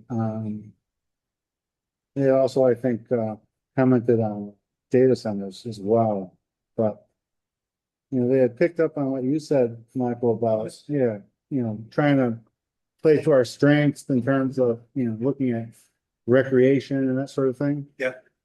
And, the other thing we have aside from town center is Lake Wyola. Yeah. Right. Yeah. And there's the lot, and then there's that white building right next to it. Yeah. And I don't know exactly what it is. I know it's owned by the state. Yeah. It's in a historic curatorship program where if you apply to DCR with the right business plan, you can end up being able to use it essentially for zero rent or like a perpetual lease. And there are a couple of requirements about public access to it, at least once a year. Some of these historic curatorship programs turn into private residences. And then they just have like a day every year where they invite the public to visit this historic spot. But this one, DCR would probably encourage use, much like its previous use of a lodge and whatnot. And you could probably have a retail or a food establishment there as well. Was there a name for that property? The Carroll Homes, HOLMES Homestead. And if you Google DCR historic curatorship, there are only, I think, about a dozen in Massachusetts or fewer. It's pretty easy to find. That building's in bad shape. I have As some of memory of looking 2016, into that and finding out that. they were estimating $600,000 in renovations if you were to bring it back to just being its former lodge or something. This is, when? DCR in 2016, I think. So I'm imagining the estimated renovations now to bring it back to a similar thing of what it was, let alone a brand new type of business plan, would probably be like $1 million, you know? What was it in? It was over 600,000 for like the electrical and other updating you would need to do. I mean, not just electrics. Yeah. But they really would love it. They were very glad to hear somebody inquiring about it.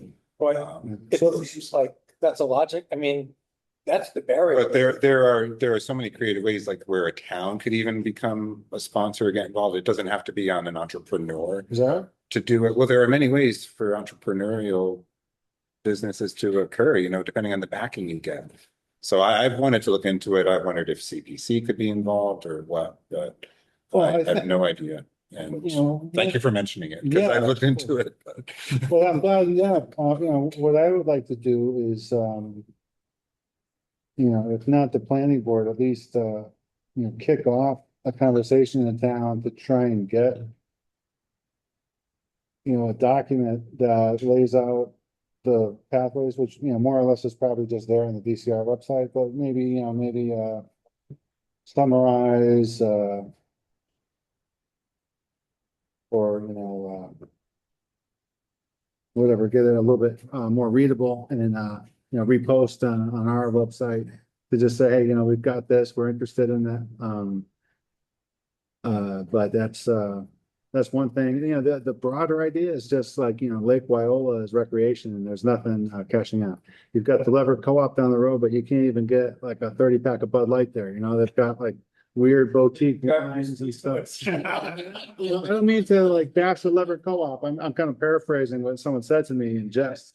Right, but you know what I mean? It's not necessarily, and that's not necessarily what Shutesbury is gonna wanna do in terms of like, oh yeah, let's make sure the people on the lake and speedboats have lots of beer. You know, understood, right? But I mean, the point is, you know, that there may be, you know, better ways for, you know, businesses to kind of cater to recreation on the lake.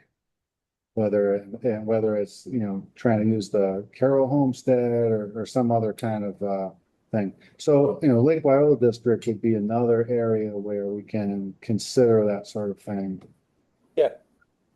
Brought up, did you bring up like a locality tax or whatever for like Airbnbs? I think Jeff actually raised it. Someone talked to me recently about it. Yeah, And could that be an Airbnb? no, just, I'm sure there's more Airbnbs. I think it exists. I know there's a statute. I think we already received money from. Oh, I know, it's Melissa Makepeace asked me Okay. about that. She said we should be charging, you know, Airbnbs a tax. There may be an option. You have a local option to do it. Yes, we do. And I'm confused about, I feel like I've heard things that are almost a little bit conflicting. But you know, be that as it may, that's another thing to look into, right? So we've got two districts and an Airbnb tax to consider. It wasn't me though. No, yeah, it was Melissa who mentioned it. Do you mean as a property tax? Or as like a Like personal a rent- property tax or as a a rent- real estate tax. Yeah, you know, like if we do Airbnb, a lot of. It's like a lodging tax. Oh, I didn't know if what you maybe were talking about is a different tax rate. No. Depending on No, occupancy. it's just, no. Yeah, no, For the use of the lodge I get it. Yeah. Yeah, it's, if you look at the stuff that came out for ADUs, they reference the statute, I think, where it's laid out. Yeah. Which I'm not gonna look up right now. Yeah. So we've got some ideas. So how do we go about like flushing this out or like taking action on any of this, right? Well, Something else to just throw out there while we're having this conversation is the trail systems that we have in this town and the connections that they make to other towns. And, it's a conversation for a broader community conversation, but the Kingdom Trails up in northern Vermont, I don't know, have any of you ever been there? Yeah. Yeah, like it's just this giant mountain bike network that's all on private trails. And there is a whole set of Airbnbs and little cafes and stuff like that in a very rural place. Like there's not much going on in that part of Vermont where people are coming from all over the country and really all over the world and spending money to be there and to use the trails. And I feel like that's something that Coles Land would be great for. It's already happening. And just another thing to consider. I mean, that's something that obviously would preserve our rural character and also,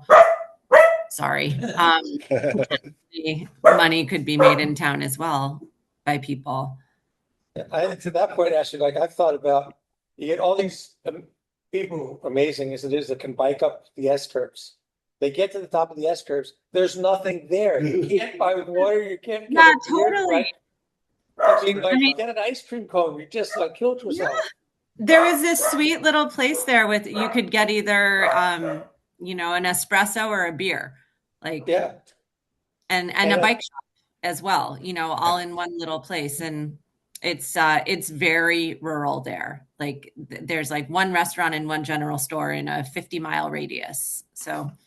And it would be interesting to talk to other towns too, and make that a broader conversation. I'll answer your question, but I just want to say, I mean, the interesting thing is those kind of things build on itself, so like if you're bike hospitable, then someone's gonna have a bike shop. And then people are gonna like, if you're coming up to do, the Northeast Kingdom, you want to stay someplace if you're coming from New York City. So you need places to stay. So it's all nested in a rural community, but you get a little micro ecosystem of stuff going on.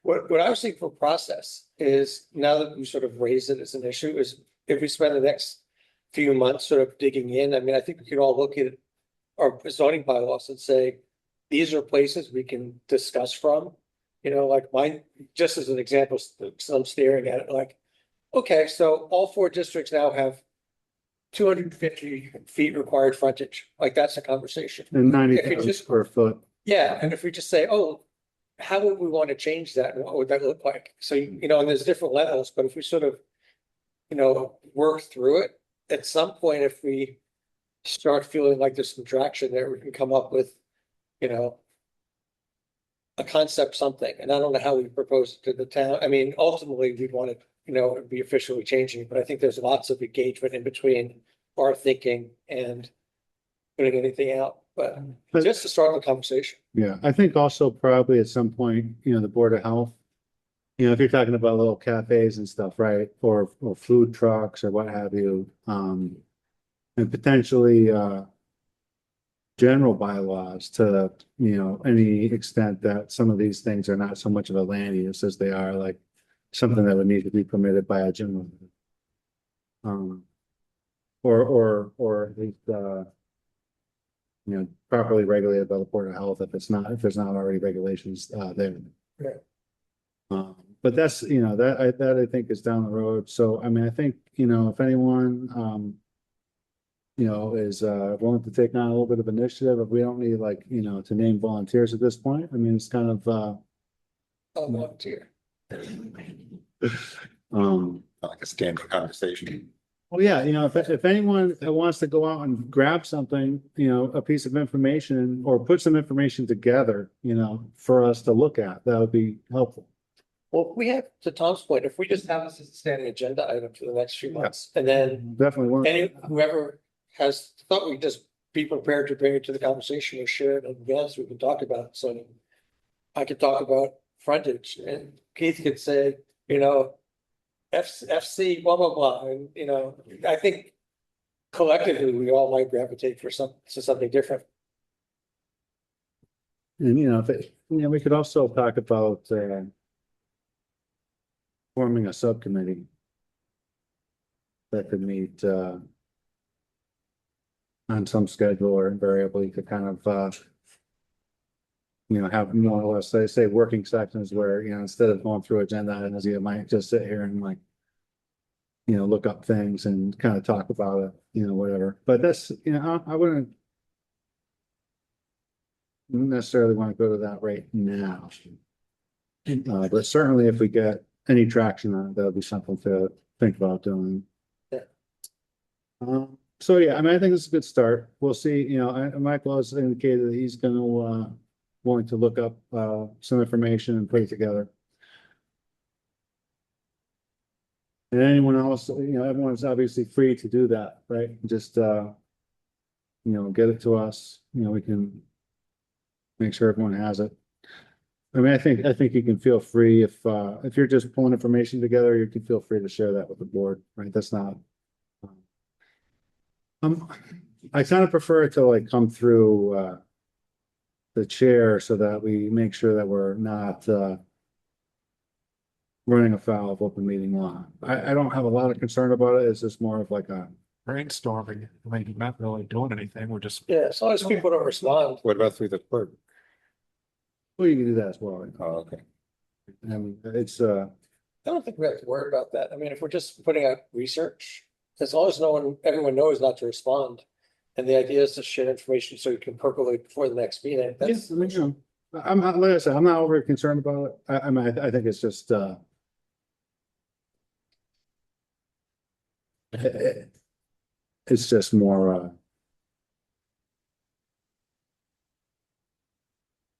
belt and suspenders, having it, not go out to everyone. But like I said, I'm not, overly concerned about that.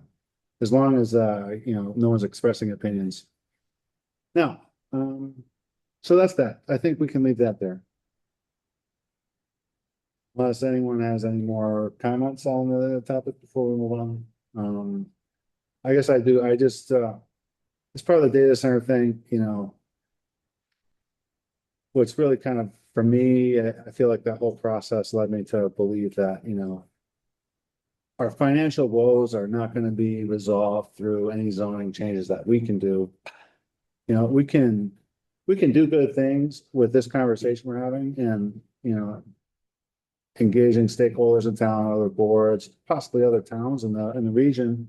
But I think, you know, for the most part, you know, working with the legislature to secure funding is Equitable funding. Equitable funding. right. Yes, equitable funding is going to be the way forward to try and kind of protect us financially, because we don't want to sell our rural soul, if you will. But if we can, I mean, I think it would improve the town regardless of financial benefits to like how maybe have an ice cream place where you can get an ice cream or whatever. But Makes every community better. yeah, for sure. Yeah, you know, it just makes the community more vibrant. Now, It's I've got too bad Matt. too bad the library, the old library doesn't have water. It'd be a great place for a coffee ice cream shop. Totally. Don't get it. Interesting. They're talking. Or a bathroom for that matter. Yeah, they were talking about putting in, I don't know. Yeah, I don't know what they decided on it, but it's- Mateo shared a really cool idea. I'll just mention it. I think Yeah. you might know this because you seem to know these things, but apparently there's a building between the Spear going down the hill that got given to the town. And it needs some work, but it has running water, it has a bathroom, it has all that stuff. And so that's one thing. And then the reason we can't use Old Town Hall is because there's no room to make an accessible ramp. And so he told me this sort of nifty kind of thing where you could make that new building maybe the police station and somehow buy the post office building. So we could have the post office, like the town can own the building that leases to the post office. And if we own that building, then we could have the land in between, and then we can have accessory ramps, or we use the old town hall for actual buildings and meetings and stuff. It was really, that would be neat. So you'd have to ask him for all the details, but that was my brutalization of the concept. Interesting. Yeah. And then we could sell ice cream. Right. That was the reason I told you Make a that. general store again. Yeah. I'll put master plan on here. I think we're gonna skip it, but I just, we don't truly have a master plan apparently, as we've raised many times, so that'll be on the agenda next time. Can I share a quick opinion? Sure. So, I mean, I think Keith and I have talked for over a few years that, like, it'd be nice to add a chapter, climate resiliency at least. I think at this point, I don't believe in master plans anymore, because the state blows things away. Like, you can come up with the master plan, you can have community engagement, you can write this document, and the state comes in with a law and says, you have to do X, you have to do Y. I mean, it just blows away master plans. It's sort of, it seems like one should have an engagement process and get a pulse of the town and try to understand where it's at. But to spend the money and the time, and then the state decides this is the new best thing, sliced bread, and overrides your There's a intentions. lot of overlap between the open space plan too. As I Yeah. recall, when I read. The most recent one. Yeah, when I read them, I'm like, it's a lot of similar. Certainly surprising, I guess. Over the open space plan? As far as like community sentiments and. Was that done by the recreation committee, or who did that? Who took the lead on it? It might have been recreation. Kenny was involved with it, Steve, right? You're muted. Say again, Michael, repeat what you just said, asked? Your Penny was involved with the open space. Long time ago, yeah. Like the last 5 years or so. There's an No, open I space think- report? I think prior to that. Then 10 years, so. Okay, 10 years. Okay.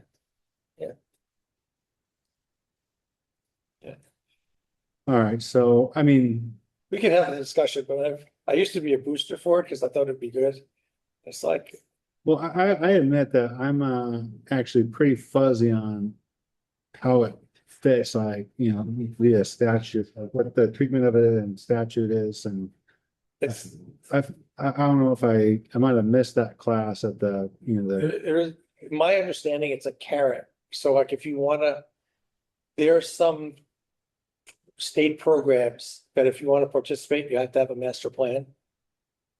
And so, well, we could vote to approve our master plan just to say we have one, but I think if, some towns don't have them, so maybe they can't get in the door for X, Y, and Z, but I don't know what it is. yeah. I don't think we're required statutorily to have one. Hope not. All right, so I've got Wheelock site PV battery project, discuss most recent annual report, consider site visit or other action with respect to special permits issued for the project. Now, and I glanced over the minutes and I see that you actually talked about this at the last meeting. So is the board going to do a site visit? I have not reached out to them yet since our last meeting. I apologize. I just haven't gotten to it, but I would like, I think the sentiment was that we would like to. And I'm wondering if it would make sense to get dates that we know we can't. And I'm happy to reach out to them, within the next few days. I've been in perpetual grading hell for the last 2.5 weeks basically, but I'm out of it momentarily until I get into it again. So I could do something this week, and reach out to them. And I don't know I don't remember last time how long it took for us to get it all together. I'm sure it took forever, but I mean, obviously summer's best for me. Do you guys have times that you're going to be away? Is it worth having this conversation right now? What do you think? Well, I think we would do that over email. Yeah, Oh, we can? do Okay. that. I'll just send an email then and solicit dates from you. And yeah, as far as, so I'll do that. And then the other piece was reaching out to them and asking about clearing the land. I'm pretty brain dead at this point, but Jeff, I read your email and your wording seems fine and makes sense. And I would just share that with them. Just say, we have people on the board who are concerned about fire spreading quickly in our forested town. And could you all consider, like, how should we proceed? We'd like to see some land cleared, a radius around the battery storage. Right. they agreed to it last time. I think it's more a follow-up to see if they did it. Do they agree? Yeah. Yeah. They said they When was would. that? When was that? When we had the site visit, whenever that was. I guess there was a site visit I didn't go on. Yeah, it was, I don't know, 2 years ago. It was- I think what I sent to you was just from AI in terms of the AI recommendation of actually 30 feet of non-flammable things from a lithium battery. So we could just, maybe you could, if you wanted to send, or I could resend what I sent to you. And then maybe elicit feedback from everyone to see if that's okay and see how they respond. Because remember, there's a section in the middle that has possible historical material, and that's why it was there. And so, and the grass leads right to that middle section, and that in the summertime when it's dry, that could be a tremendous fire. I know that lithium batteries don't often catch on fire, but why not try to mitigate any possible horrific event,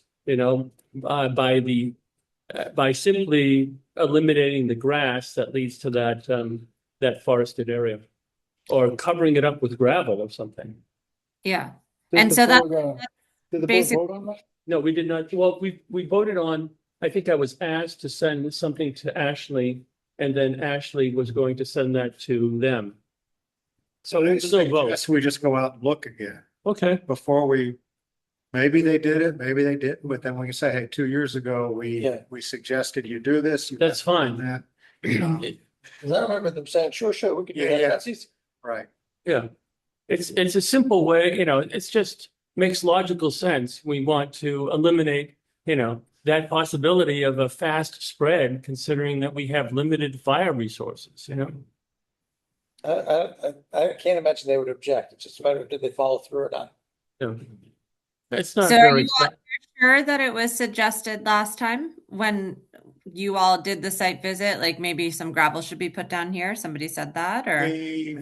We talked about it when we were visiting with Joel, I think was his name. Yeah. Mhm. And in our report that we put out, We said, we mentioned it, but I don't know that we said.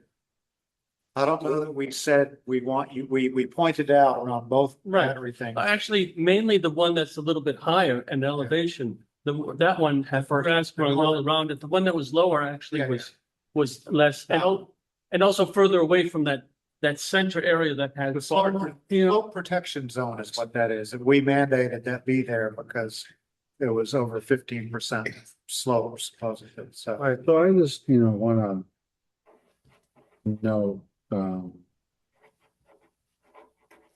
something quick here. I'm gonna bring up the special permit decision.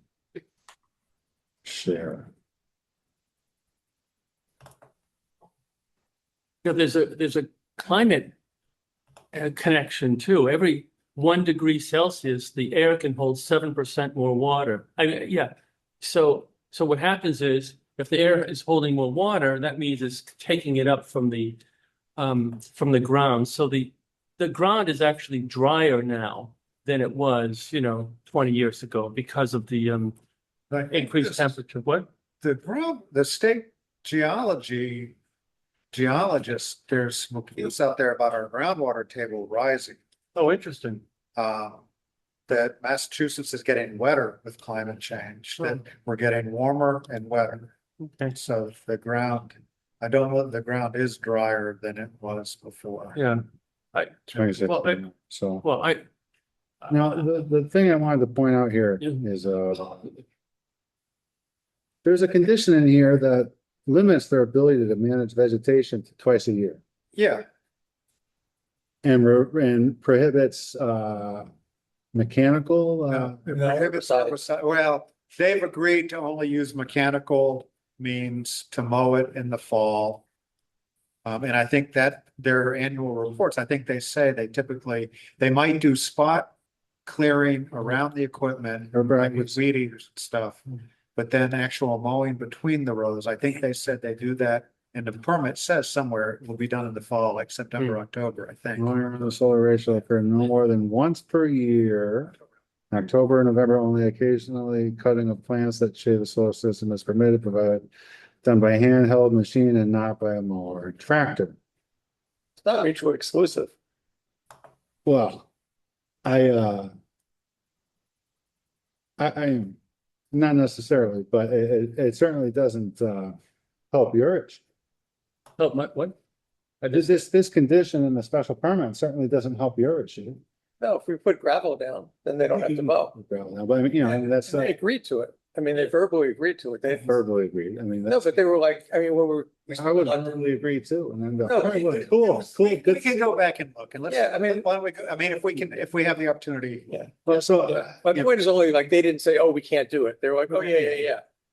Yeah, and it's not a big expense. I mean, whatever. It's some expense. You bring in a dump truck with gravel and someone rakes it over, you know? but I mean, I don't know if I were, and I said, all right, well, you know, you're asking me to expend money here, but there's nothing in this, permit that, you know, To be honest, they could burn it. yeah, sure, yeah. They could. A control burn. Yep. No, I'm just, you know, I want to caution you to, not exceed any, authorities that we might No. have based on our, special permit decision. So Just a I will request. tell you what I would Right. yeah. like to So- monitor, because I still hear concerns from our neighbors Yeah. about the vegetation community that's growing there. Uh-huh. And I think excessive erosion was a concern. So I particularly would like to see, again, what the vegetation community is. Yeah. Percent ground cover, and then how the stormwater management structures, ponds, ditches are working. Yeah, I mean, no, you know, so the site, I think that, yeah, you know, site visit seems reasonable. You know, I just, you know, I think, you know, additionally, you know, we could consider, you know, lifting, a restriction on, you know, weed whackers or something like that. Well, the idea was to have it, you know, as. Covered in No. I mean, we learned that we actually can't regulate herbicides and pesticides, only the state can do that, Right. but they agreed to it. And so that's in there. So the whole idea of mechanical, They agreed to it during the, permitting process? yeah. And every one of these annual reports, they say we haven't used herbicides. Right. So I don't think they're anxious to. Well, I mean, you know, that would be another, you know, allowing herbicides, for that purpose, I mean, could be reasonable as well. That's not my suggestion, but, anyway, that's just some food for thought, If in that we process. could always request it and they could deny it, you know? Yeah, I mean, you know, that's true. As long as we don't appear to, as long as it's clear it's a request and not a, They're gonna sue us for asking. I don't know. I mean, you know, I just, yeah, I don't know, if there is any risk in that. I don't see an unreasonable thing. So if Yeah. we agree to do another site visit and arrange it. Because I am not a botanist or a plant ecologist, but I would like, Yeah, you want to bring someone. I would like to bring somebody, if we can recruit somebody, if we could come up with like a small stipend, maybe, or I'm sure UMass, we can find somebody that can do, again, not a survey, not any, but just a general oversight of what they're seeing, what their impressions are. There might be someone in town who actually has that expertise. Maybe. I don't know who they are, but. Yeah, there may be, but I figured somebody with no affiliation with the town, somebody, Well, the Conway School, they're doing this thing for the JCA, you know, maybe there's someone who could do that. We also potentially reach out to the local high school. There's a lot of kids who are really awesome with, you know, the native vegetation and management and stuff like that. It's a possibility. All right, well, I was gonna reach out to UMass and see if there was somebody. Yeah, that would be great. Who's up the share? Yeah. If, again, if we could, if we agree to that, and if we, there's no, I mean, I assume that if we bring a representative with this, that NextEra would be okay. I don't, as far as liability, did we have to sign a release last time? We did, yeah. I yeah. just went, there's a Yeah, that's waiver right. we all had to sign. Yeah. Or I didn't know I was away, but that you all had to sign. And they, at the last minute, he wanted everyone to have hard hats. Right. And I was like, well, I don't know if we all just have those around, so. We're gonna Yeah. promise not to get the electrical currents. Mm. All right, so I- we'll get an email going and we'll, you know, we're gonna, inquire about bringing along a friend, a botanist friend. Do you want me to resend to everyone here what I sent to Ashley? Or do you want, can Ashley just send it to them? Well, so I feel like what I'm hearing is that people would rather that we set up the site visit and then Well, bring before, okay, them. that's fine, that's fine. Is that consensus, or would we rather have that sent more immediately? The particular concern about the vegetation around the battery.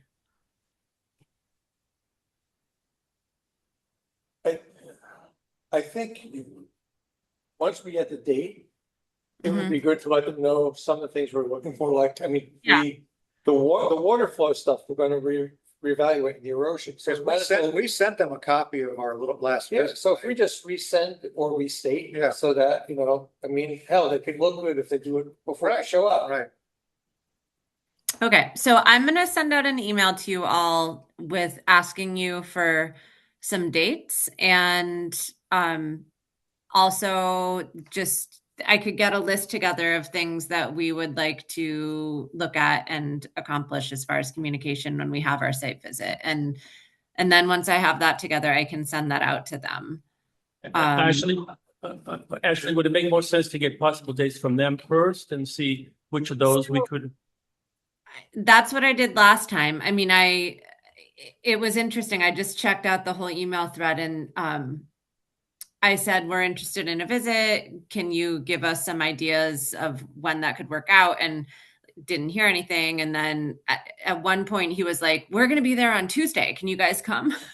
No, we need a little bit of, you know, warning, because we have to get all these people together. And then we set a date for August 8th. And then he was like, actually, we're going to be there on the 6th. Can you guys come?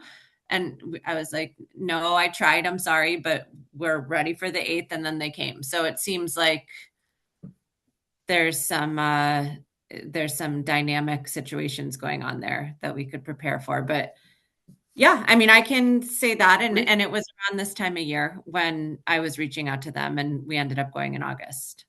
Yeah, I think it makes sense for you to get dates from us and then you can give, like, I don't know, 2 weeks in June, a week in July, the new one's gonna be around. Like, you have date ranges, you can give them that work. Okay. You know, All I right. think that's good. An email from me then. I'll send an email And soon. if anyone would dig up whatever the report was. from Oh, that I just had it. Huh? I just had it up. I sent it to you. Okay, yeah, send it to the board just so everyone has it. I mean, I'm sure everyone has it, but The one we sent out. whatever we produced as a result On of, our website. is it? Yeah, Gail moved it to where you can actually find it now. Oh, good. Thank you, Ashley, for doing that. Yes, indeed. All right, so we're good there, I think. I did not think we are gonna go after 9 tonight. I didn't. Did you? I don't know whether, yeah, I don't know why some of these things took as long as they did, but Or we spent like 50 minutes on the first thing. I know. the first thing. There's always this false sense of you have a lot of time and you just keep talking. No, I know. Not you, I just gotta- generally speaking. I gotta make people raise their hand and just say, but look, no talking unless you're acknowledged by the chair. That's what I'm gonna do. I'm gonna get real strict. Could be a lot of hand raising. And a 1 minute time limit. Yeah, I don't know. I might have to. I think you're running fine. It was just, it was just an expansive conversation. I think, yeah, I think Yeah. just count, this stuff's always a little bit, there's always nuance, there's always complications, things that we don't anticipate. There is, but I don't like having meetings at 9:22 PM. Now, as I'm sitting here sputtering away, I'm like, what's our next agenda item? Updates. All right, so member updates. I'm just gonna quickly note that Cliff Reed had sent on a little bit of an update and is willing to be reappointed. Michael asked if we could vote to reappoint, and I don't think so. I don't know if, well, because it's, you know, it wasn't put on the agenda. We don't have Oh, yeah. open meeting law. It's, yeah. It was unanticipated, but Now, you know, if we want to, we can have a quick meeting with, you know, we can do, CPC, LWAC, and just do put some names on there and have some quick votes. I can set that up. We can do a fully remote and just, do it. That's not a terrible idea. I forget the date that was given, but, because the select board will make appointments later this month. right. Yeah, so there's a date in the email that, Well, Brennan wanted them by June 16th, but the select board's expecting to vote on June 23rd. yeah, so I mean, we would need a meeting before June 16th. It's plenty of time, right? So, you know, Who's our LWAC representative? Is that here?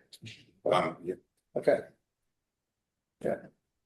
so with that, you know, Tom had asked about, that shared driveway situation, and I was kind of like, well, you know, I really don't know what the planning board is, how it's gonna evolve itself.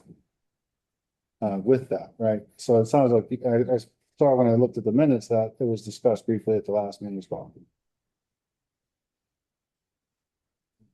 So, I'm happy to pursue that with the town administrator for right now, because they're the ones who wrote a letter to a resident bringing it up, okay. if that would be Yeah, I one way mean, to that's tackle fine. it. Yeah. But I mean, I don't know, yeah, that sounds reasonable.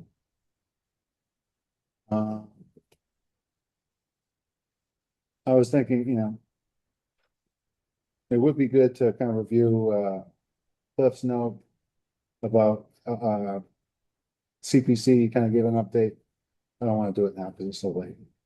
And also saying if you want to maybe bring something or like trying to talk about that, I will. Sorry to interrupt. You guys are the last ones here, so the back door's locked. If nobody has a code, just make sure the lights are off.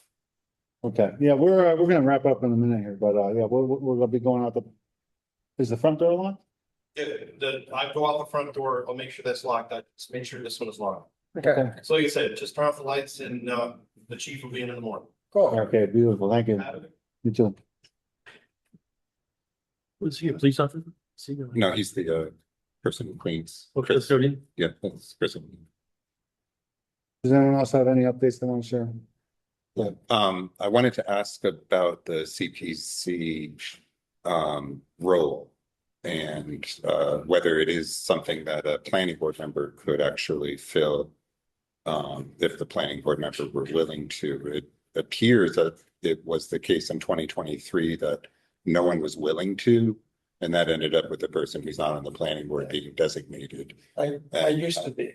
And then. Right, and then there was a person named Messier who was doing it apparently. I looked at the minutes in September of 23. And so I wanted to know if that's the case, if it's a conversation we could have about whether there were any willing planning board members to do it first and then go to non-planning board members. I don't know if it would necessarily be, precedence for planning board members, but I mean, could certainly consider anyone that's interested in doing it. It's not something that, we've advertised, unless there's, a vacancy, we might advertise it, but if there's any number of willing participants and, being appointed, then we just, recommend to the select board to reappoint or appoint. I guess that is my question, whether planning board does have precedence Yeah, I think so. for being a person fulfilling that role. I mean, I would, certainly precedence for consideration by the board, yeah. Okay. Just, So in other words, I wouldn't say that, if someone on the board expressed interest in serving on it. I wouldn't say that, Cliff is there and he's gonna just be reappointed and that's that. I mean, that's, I think that if someone else expressed interest, they would say, all right, well, Are we going to ask that of anyone, or are you going to make a request of any planning board members whether they have interest in it? well, do any planning board members have interest in serving on CPC? All yours. I do. Okay. So, all right, well, yeah, we can discuss that, either that could potentially. So would the board want to default to a planning board member or Yes. consider? yeah, that's how it was. Okay, I mean, we only came up with Cliff because no one wanted to do it. no. Okay. Well, we can, Oh. is that? Cliff didn't make it sound bad. Is that- Made it sound pretty good, actually. Yeah, I mean, I've enjoyed watching them over the years, so. The hardest part is getting people. I think it'd be great. Is anyone else interested in participating in that? No, Lake Wildlife Advisory Committee? Like Wildlife Advisory Committee. That's a fun one. Yeah, I don't know that I know enough about Lake Leonard. That's a whole different world. Then you want to learn? Are you interested in? Dive in, I'm still trying to learn this. Are you interested? I would be interested in continuing that if no one else wanted to, sure. Okay. Makes sense, it's down. Do we want to schedule a meeting before the 16th so we can do this? Yeah. Or can we do between the 16th and the 23rd? Brendan won't be happy, but we can figure out what date works for us. Why not? We can, well, I'm just saying, I'll just, yeah. Oh, you want to pick the date now? no, I don't. Oh, okay, No, but I mean, just. sure. Yeah, send us an I'm email, open to we'll say yes, yeah. We only need, FERCog rep, 1, 2, was that? Oh, yeah, I guess it's true, yeah. Isn't I that you? it is. Yeah, but it's one of those appointments. Stephen Ashley, were you nodding your heads when I asked if we thought that if a planning board rep wanted to be appointed that he would, no? No, I was not nodding my head. If I was nodding my head, it's because I'm falling asleep, but not because it was.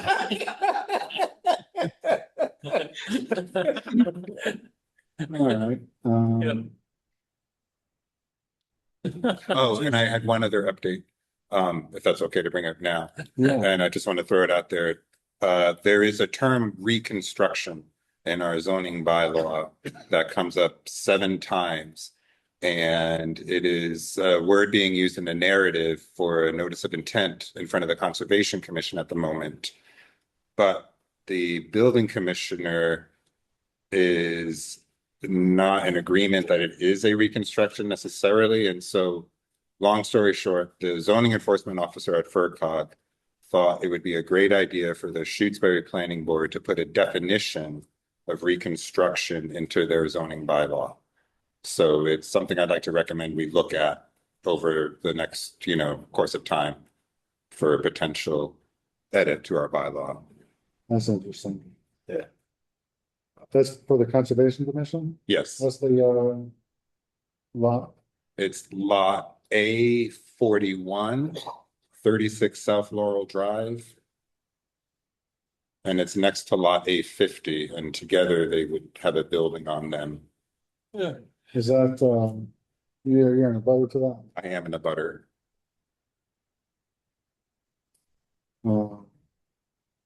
Yeah, all right, that's good. I also, I'm gonna just retroactively, designate Tom as a full member for the whole meeting because I know you were sworn in. Did we not do that? No, we didn't. Oh, my And, goodness. but Okay. I did it retroactively. Yeah. Because Cause you have the power.